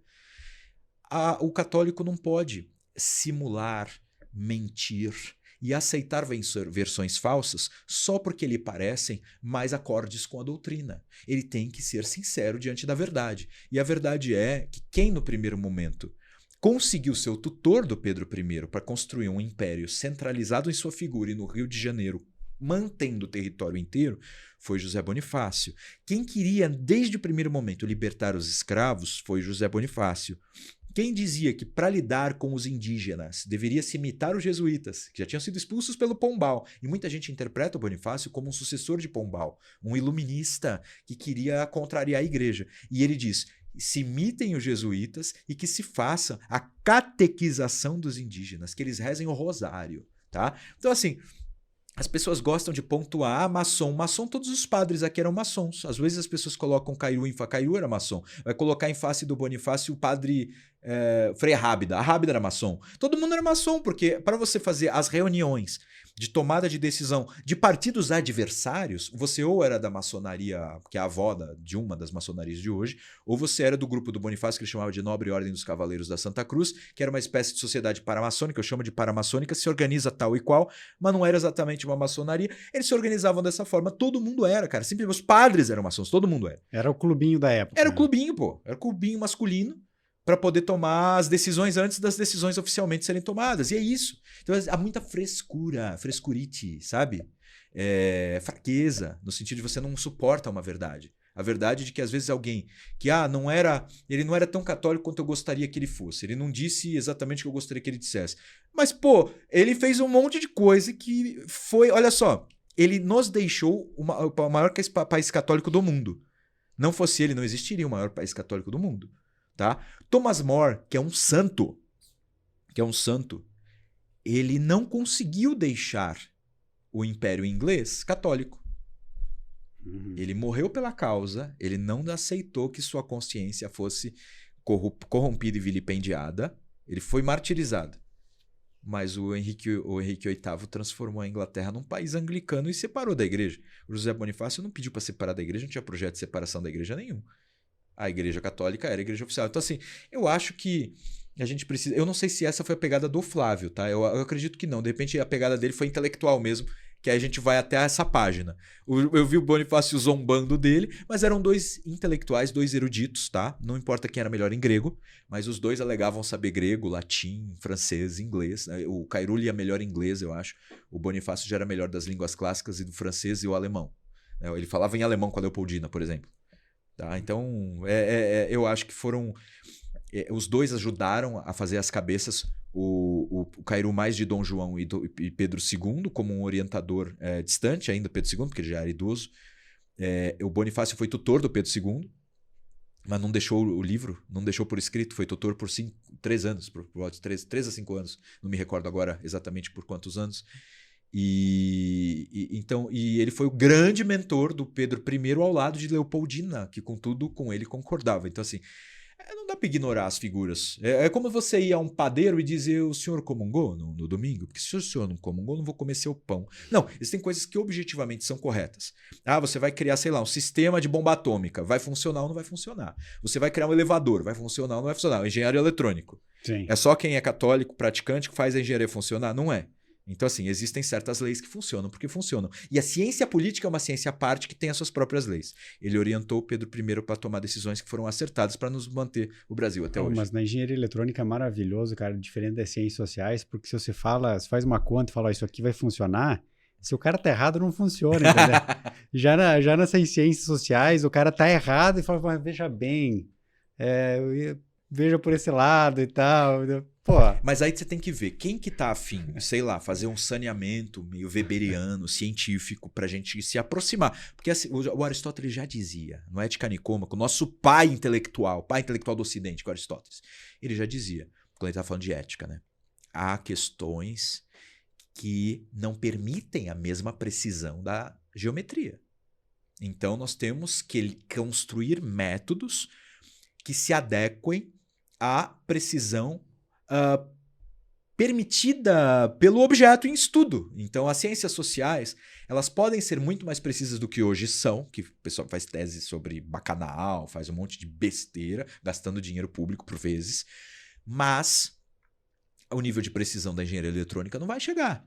Só que dá para ser muito mais preciso, Gustavo. Dá para ser muito mais preciso. Dá. Entendeu? Dá para ser mais sério. Dá para debater tese com lógica, com argumentação, com fatos, com prova documental. Em história, sobretudo, tem, tradições e tradições de exame documental. Exato. Quando eu não gostava de política, eu não era de direita, não era conservador, mas quando eu comecei a analisar as coisas, eu falei que dá pra ver que um lado tá errado e um lado tá certo. Tipo, por mais que não seja uma ciência exata, você consegue perceber onde que tá o erro. Só que daí vai do cara querer enxergar o erro ou não querer enxergar, né? Sim. Enfim, eu separei, outra coisa que eu tenho anotado, agora que você está em Santa Catarina, você já está há um bom tempo em Santa Catarina, né? Poucas pessoas conhecem sobre a Guerra do Contestado. Você chegou a dar alguma olhada assim nesse A Guerra do Contestado é um tema sobre o qual eu vou falar em breve. Eu estou agora como diretor, eu faço parte da diretoria como conselheiro, né, do Instituto Histórico Geográfico de Santa Catarina. Isso significa assim, eu fui secretário de Cultura, entre aspas, da Fundação Catarinense de Cultura, presidente, e estou agora no Instituto Histórico. Fui convocado pelo pessoal e aceitei com muito gosto. Nós vamos, sim, dar uma atenção especial para o contestado, porque o contestado ele tem aspectos parecidos, semelhantes com aquilo que aconteceu na Bahia, que foi documentada nos Sertões, né? É um livro que, pessoal, é um dos livros considerados chatos que são dados no ensino médio, mal ensinados, né? Porque aí você acaba não conseguindo avançar. O Euclides da Cunha aparece... Ele era engenheiro e ele foi até uma das campanhas contra o Antônio Conselheiro, lá na Bahia, que é o que a gente chama de Guerra de Canudos, né? Uhum. E aí ele relata tudo numa cabaninha, enquanto construía uma ponte numa cidade paulista chamada São José do Rio Pardo. Então, para você entender, era um engenheiro que resolveu fazer um relato. Então tem muito termo técnico, até de solo, geografia, tudo, porque é um engenheiro muito culto que escrevia bem, mas aí é um livro difícil. O contestado não teve a aventura de contar com um baita escritor que estivesse vendo e que depois escrevesse. Esse é o mal do contestado. O contestado teve um fotógrafo muito bom, que tem sido revelado aí aos poucos por alguns historiadores que têm recuperado o contestado. O contestado tem uma história extraordinária que parece a do Antônio Conselheiro. Havia lá monges que se entendiam... José Maria, né? José Maria, isso. José Maria. Que se entendiam assim como aqueles líderes messiânicos, né? Que estavam acima das autoridades oficiais. As autoridades oficiais, a gente está num contexto de início de república ainda, elas ainda eram identificadas, a igreja ainda era identificada com a autoridade oficial, porque a igreja era funcionário do império, né? No império, o padre era funcionário dele, ele era pago pelo império. O bispo era nomeado pelo imperador. Então eles ainda viam uma espécie de falta de autenticidade, entendeu? A igreja sofreu um pouquinho no império por causa disso, entendeu? Parecia que não havia priorização, porque sendo um elemento de governo, você tem que fazer... Imagina, você tem que fazer estrada, você tem que fazer esgoto, você tem que fazer um monte de coisa, e aí você vai ficar ampliando dioceses e construindo mosteiro, você não vai fazer. Então a igreja acabou ganhando com a chamada romanização, voltando para Roma, entendeu? Sim. Então ela acabou prosperando. Se você for ver, muitas igrejas lindas que tem no Brasil foram construídas nas décadas de 10, 20 e 30 do século XX, porque estava começando a ser entregue de novo para Roma, entendeu? Então faz sentido. Lá na nossa região mesmo tem várias igrejas bonitas dessa época. Por quê? Porque eles trazem, inclusive, nós precisamos também de padres mais bem formados, porque os padres que estavam ali, Às vezes tinha padre casado, padre, né, não oficialmente, sabe? Mas padre amancebado, digamos assim. Sim. No final das contas, então, para a igreja não foi bom ficar sobre o controle do império. Não foi tão bom não, cara. Eu não sei se alguém defende isso. Na minha perspectiva, como historiador, não só como católico, o império teve muitos pontos altos. A gestão da igreja, porque ele competia, a gestão da igreja, não é um dos pontos altos. Poucas dioceses, os mosteiros foram acabando, número de monges diminuindo, por causa de tomada de decisão entre executivo e legislativo. Era votado isso. Cara, eu li as atas e muitos deputados iam lá defender. Olha, a gente não precisa que nossos jovens de 18 anos virem padres, a gente já tem o suficiente, a gente precisa que eles trabalhem. Eles não tinham, o Brasil ainda não tinha um boom de população também, né? O Brasil vai começar a tentar atrair imigração para aumentar a população. O Brasil era muito grande sem população. Então, eu não estou defendendo, pelo contrário, estou dizendo que não foi um dos pontos altos. E a República, por acidente, porque a República, no fundo, fez a separação. A República, por acidente, acabou permitindo que a igreja lá em Roma tomasse a decisão. Vamos levar uns espanhóis, uns italianos, né, uns padres de fora. Se você observar bem, essa igrejinha foi fundada por italianos. Essa igrejinha foi fundada por espanhóis. Essa igrejinha, né, foi fundada por, sei lá, polacos e tal, que foi mandado um padre de não sei onde, no século XX. É tudo esse contexto. Tá, mas e ali na Guerra do Contestado teve... Cara, na Guerra do Contestado a gente estava num momento em que havia uma certa fragilidade na visão da República. A República estava ainda se afirmando e a República era considerada coisa do demônio, né, por muitos deles. Entendi. E às vezes os padres, que antes eram funcionários do Estado, acabaram sendo confundidos também com pessoas não tão autênticas, verdadeiramente vinculadas a Cristo. E daí permitiu que líderes messiânicos que defendiam uma espiritualidade mais verdadeira e por vezes prometendo até que nós vamos construir uma comunidade adequada, boa de verdade, católica de verdade, eles, tipo Antônio Conselheiro e o Monge Zé Maria e os outros ali coligados, eles são muito assim. Você tem também... Por que mas é contestado? Mas o estopim inicial foi o próprio Estado que foi lá... Foi. No final, a galera... Os sertanejos lá foram vítimas do Estado. Sim, porque é a minha interpretação, tá? Eu sou estudante desse assunto. O que acontece é por que contestado, né? Por causa de uma linha férrea que seria construída e atravessar aquilo que a gente falou no momento, né? Às vezes você tem que retirar pessoas para construir Estado. Eu nem pensava em responder tua pergunta, mas o fato é que eles teriam que desalojar esta comunidade para construir uma linha férrea, uma ferrovia. E, cara, não deram indenização adequada, não conversaram com as pessoas adequadamente. E aí tinha discussão se era Paraná, se era Santa Catarina. Tudo. É um rolo dos diabos. Rolo. E acaba que muitas cidades ali são envolvidas numa guerra tensa. Morre muita gente. Uma vez eu olhei os números, é entre 15 e 20 mil pessoas. Muita gente, cara. Pô, daria um bom documentário do Brasil Paralelo, hein? Um filme, alguma coisa assim. Daria mesmo. Eu defendo isso, porque... Se você observar, olha o mapa do IDH e do PIB catarinense, você vai ver que até hoje... No meio oeste prejudicado, as cidades que passaram pelo contestado são aquelas que têm maior dificuldade com esses índices. Então, assim, é uma guerra que precisa ser compreendida até para tomada de decisão, né, dos líderes, né? Porque ela arrasta um legado danoso. Tem um fato interessante, que eu acho que o primeiro avião empregado em guerra no Brasil foi lá no contestado. Dessa eu não sabia. Olha... Só que foi um avião que tipo, subiu e caiu e morreu o cara e não conseguiu fazer nada. Que pena. Não, rir disso é horrível. Eu vou pedir para você tirar essa parte. Mas enfim, ele morreu? Não sei se morreu, mas o avião... É porque eles às vezes faziam testes, eu sei que foi o primeiro, o primeiro avião que eles usaram numa batalha, mas ele caiu e não teve nenhum...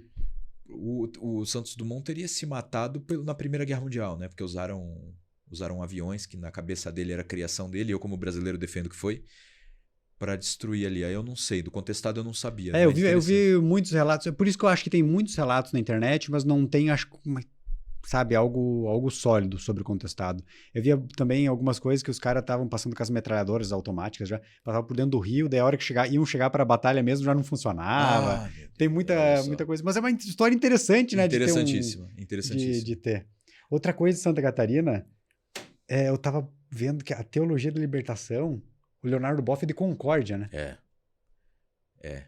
Lá do Oeste, isso que eu tava vendo, que, não sei se você vê, mas os deputados estaduais do PT de Santa Catarina são todos do Oeste. Aham. Os 4. E eu fiquei tentando procurar alguma explicação pra eu, pô, se fosse chutar, eu achei que ia ser o pessoal do litoral, que ia ser os esquerdistas. Não, é lá do Oeste. É do Oeste, mas eu não sei te explicar precisamente. Eu só sei dizer que o Oeste foi criado sobretudo por gaúchos, né? Aquela parte ali do Chapecó, pelo menos, é uma cidade de 4.000 famílias gaúchas que foram para lá, né? O meio Oeste é o pessoal... O meio Oeste já... Os italianos que vieram do Rio Grande do Sul, assim, né? Tipo, chegaram Sim. da Itália, foram pro Rio Grande do Sul, foram subindo, chegaram a Santa Catarina, acho que foram pro Oeste. Mas assim, eu não consigo explicar, porque a minha cidade é muito conservadora e tal, eu não consigo entender como é mais lá pro extremo Oeste, que eu acho que tem essas figuras aí do... Eu procurei na internet agora o Leonardo Boff, que é Teologia da Libertação e de Concórdia, daí aqueles deputados de esquerda são mais lá pro extremo Oeste. Eu não consigo identificar a raiz disso. Já me disseram que as origens da Glaze Hoffman são ali... Santa Catarina? Santa Catarina. Oh, não sabia disso. Itaiópolis, ali, aquela região ali. Olha só. Então a gente tem sim um celeiro de esquerda ali no meio oeste-oeste. Eu não sei a razão, mas isso é uma baita pesquisa, cara. Temos que entender. É uma baita pesquisa. Temos que entender para tentar parar com isso, né? Porque Santa Catarina tem além do contestado e dessa questão sobre teologia da libertação, que, nossa, daria livros e filmes, né? Assim, muitos. A gente tem histórias específicas de imigração ali que são muitíssimo interessantes, cara. Então, é tipo o Treze Tílias, né? Que era o ministro do Império Austríaco, que decidiu... Ele era o ministro da Agricultura, o Thaler. E aí ele decide... Parece que ele percebe que vai cair o Império e que os malucos iam invadir, que o Hitler ia crescer. Ele percebe alguma coisa. Ele vem para o Brasil, sobrevoa com Vargas para achar um lugar parecido com o Tirol, encontra ali, e aí decide trazer a família dele e muitas pessoas do Tirol, da Áustria, ele transplanta e traz para ali e funda uma cidade austríaca. E a Áustria, sim, tem uma ligação umbilical com o Brasil, porque a nossa primeira imperatriz, a Leopoldina, era da Áustria. O amarelo da nossa bandeira, pelo menos essa foi a explicação, que brasileiros deram a austríacos no Império sobre os porquês da bandeira, né? A nossa bandeira, o verde... Nossa, aqui não está incompleta aqui.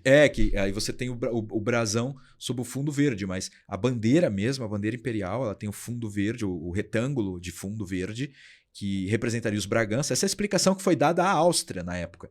E o losango de fundo amarelo seria uma representação dos Habsburgo, ou seja, e existe na heráldica também uma compreensão comum de que o losango é feminino, uma representação do feminino. Então estaria o nosso pai e a nossa mãe da pátria ainda hoje na bandeira, que ela foi ressignificada, inclusive o governo PT botou no X esses dias explicação da bandeira, matas e ouro, entendeu? As nossas riquezas e a nossa natureza, mas não é a explicação que foi dada originalmente, tá? E por que eu disse isso? Porque a gente tem uma cidade austríaca, a maior cidade austríaca e única do Brasil, fica 13 Tílias ali, em Santa Catarina. Então é uma coisa assim... E os caras produzem leite para dentro. Leite Tirol vem de lá, bateria, eles produzem chocolate, produzem cerveja. É uma cidade pujante, cara. E eles têm uma arte sacra, uma arte em madeira, tanto sacra quanto profana, uma arte em madeira belíssima. Eu tenho um Cristo na minha casa de 13 Tílias. Aqueles esculturas, eu acho que eu tenho uma em casa também. São maravilhosas. Eu adoro aquela cidade, né? Por isso que eu falei dela, eu adoro aquela cidade. Bom, conseguimos cobrir bastante coisa, hein? Biblioteca Nacional. Sim. Clube Ludovico. Pô, você tem que parar um pouco, hein? Tem que muita coisa, né? Sossegar. Biblioteca Nacional, Brasil Paralelo, Clube Ludovico, ali no Santa Catarina, qual foi a tua participação no governo? Eu ainda sou do governo. Não, mas antes era... Eu fui presidente da Fundação Catarinense de Cultura. Isso. Que é secretário de Estado da Cultura, né? É o análogo.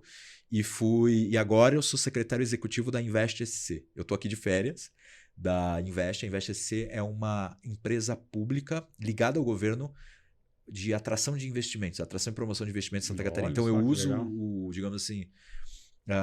as minhas capacidades jurídicas e de networking para atrair crescimento econômico para Santa Catarina. Não, você é o exemplo do cara que, beleza, vamos sair dessa área só acadêmica para meter a mão na massa. Né? Exato, eu tento. E a gente precisa, né? Eu li um livro é um pouco mais da área libertária, libertária ali, que é o do Hope. Como que é? Tem um livro do Hope que ele fala sobre isso, esqueci o nome. Mas como a gente tem que ocupar os meios, né, cara? A gente não pode, tem que parar com esse negócio de querer ser muito limpinho, não vou meter a mão na política. Se todo mundo não querer se envolver com a política e não querer ocupar os espaços, vai ficar tudo igual, né? Você tem toda a razão, Gustavo. Eu aceitei o convite lá atrás do governo Bolsonaro em 2019 muito relutante, porque eu tenho uma missão como intelectual. Mas aí o governo Bolsonaro me chama para a cultura ali, para a Biblioteca Nacional. Fui muito grato, muito bem tratado. E depois, acaba o governo Bolsonaro, o governador Jorginho me chama aqui para assumir a cultura e agora me chamou para esse desafio que é mais econômico até. Lembrei do livro do Hope, O que deve ser feito. É um livretinho assim que ele fala sobre como é importante mesmo se meter lá no meio e não é só flores, né? É muito chato. Porque muitas vezes tem que fazer coisas contra a sua vontade, né? Mas tem que sempre ser melhor do que alguém com um viés diferente faria lá naquele lugar. Né? Precisamente, cara. Tu falou tudo. É uma tentativa de trazer os estudos para a prática, para o bem público e, ao mesmo tempo, de aprender também com a prática. Porque, por vezes, só nos livros você não entende de política. Não. Às vezes você tem que meter a mão na massa, tem que entrar na luta partidária, tem que observar de dentro como as coisas funcionam para entender. Eu vejo muito teórico de Facebook X, né? Facebook também é forte demais, mas de Twitter X aí, que viaja, erra coisa básica porque não conheceu por dentro como é que as coisas funcionam. Eu tenho o privilégio de conhecer, não sou fofoqueiro, não fico revelando o que eu vejo, nem entrando em tretas desnecessárias, porém, entretanto, contudo, eu vou alimentando o material, que eu estou fazendo doutorado ainda, essa parte que você não falou, eu faço doutorado em ciência política na Federal de Santa Catarina, na UFSC. E aí eu trago é como se fosse insumo para a ciência, para eu trabalhar como cientista social, como cientista político. Eu tento trazer um pouco de um certo sonho de ciência, sonho de ciência nas ciências humanas, assim. É uma coisa weberiana, é um lado do Olavo que pouca gente conhecia. Quando eu o conheci presencialmente em 2013, 2004, ele falava muito sobre isso. Como constituir método em ciências humanas. O meu professor do mestrado, meu orientador do mestrado, Arno Velin, ele é muito sério na técnica, no método de estudar história, de estudar direito na história. Então eu tenho como é que eu vou dizer? Aquele negócio ombros de gigantes, né? Eu tenho antecessores, eu tenho eu sou sucessor de gente que é muito boa nisso. E eu procuro, então, estudar a sério. Só que muito cientista, que são aquelas duas vocações de que falava Weber, né? É uma política, outra científica, né? Muita gente acha que não se deve misturar. A gente já é misturado, tá? A questão é você saber separar quando está fazendo uma coisa e quando está fazendo outra. Porque, no fundo, o cientista ali, ele tem as convicções dele. E a parte ideológica dele já está sendo misturada, tá? O cara que está na política, ele também quer saber a verdade. E se ele for mentir em tudo só pro seu time, ele nunca vai entender a verdade, vai virar um louco mentiroso fantasiando coisa. Então eu tento fazer uma relação entre o Rafael Nogueira cientista e o Rafael Nogueira da prática. E até já pra gente ir concluindo, é até legal concluir com esse assunto, por causa que eu acho que é bem a sua pegada, né? De conseguir unir aí a área acadêmica com a prática. É mais fácil a gente levar um cara da área acadêmica pra prática ou pegar o pessoal que já está lá na política, na prática, e tentar trazer uma bagagem mais intelectual para eles. Gustavo, esse é o problema de Platão. Platão coloca na República. Para se construir o melhor governo, ou os filósofos têm que governar, ou os governantes têm que se tornar filósofos. Eu não sei qual que é o melhor caminho. Eu sei de onde eu venho. Eu venho dos estudos. Eu sou um intelectual na política. Eu não sou um político no mundo intelectual, na academia. Agora, eu acredito na possibilidade, sim, do político que vai estudar, que vai digamos assim, que vai complementar a sua formação, que vai se gabaritar, que vai aprender coisas novas, que vai usar métodos novos. Eu também acredito nisso. Eu não sei se eles vão ser tais e quais. Eu acho que o intelectual de DNA, assim, vai ser sempre mais voltado à pesquisa e o outro vai ser sempre mais voltado à prática. Mas cara, imagina que conversa boa. Pessoas inteligentes, que têm uma base de civilidade, leram alguns livros em comum, conhecem a história do país. Pô, você é um homem público, o mínimo que ele faz de ter respeito ali é conhecer a história do seu país, do seu estado, de sua cidade. E o bom é que nessa nova safra aí de políticos, eu vejo que os que têm os melhores resultados são os que se preocupam um pouco com a bagagem intelectual. Eu concordo contigo. Nicolas Ferreira, o Marcel Van Hatten, a Carol Detoni, Ana Campanha, todos são bons políticos que conseguem ser popular, trazer resultado e tem uma bagagem intelectual também. Exatamente. Eu valorizo. A Carol Detone sempre valorizou isso, sempre valorizou. A gente se conheceu quando era estudante do curso do Olavo. Ela fez mestrado em Direito, tudo, sempre estudou muito. Quando você pega o próprio Marcel, o Marcel é um cara muito talentoso para os estudos. Não, e eu tive a oportunidade de conhecer a equipe deles, vai conversar. A equipe deles é capacitada também, é capacitada. Eu já fui da equipe da Caroline Detone. Olha aí. Não, esses dias eu conheci os assessores do Nicolas lá, são pessoas inteligentíssimas então, também, bem bons valores. E eu tenho que falar também que, assim, querendo ou não, o Eduardo Bolsonaro sempre me chamou de professor e me tratou com muito respeito. Ele fala, meu professor de história, sempre me tratou com muito respeito. Então, também tive esse reconhecimento, que às vezes, assim, o político também não pode confundir o seguinte: quando ele está muito imerso na política, ele pode perder alguns dados.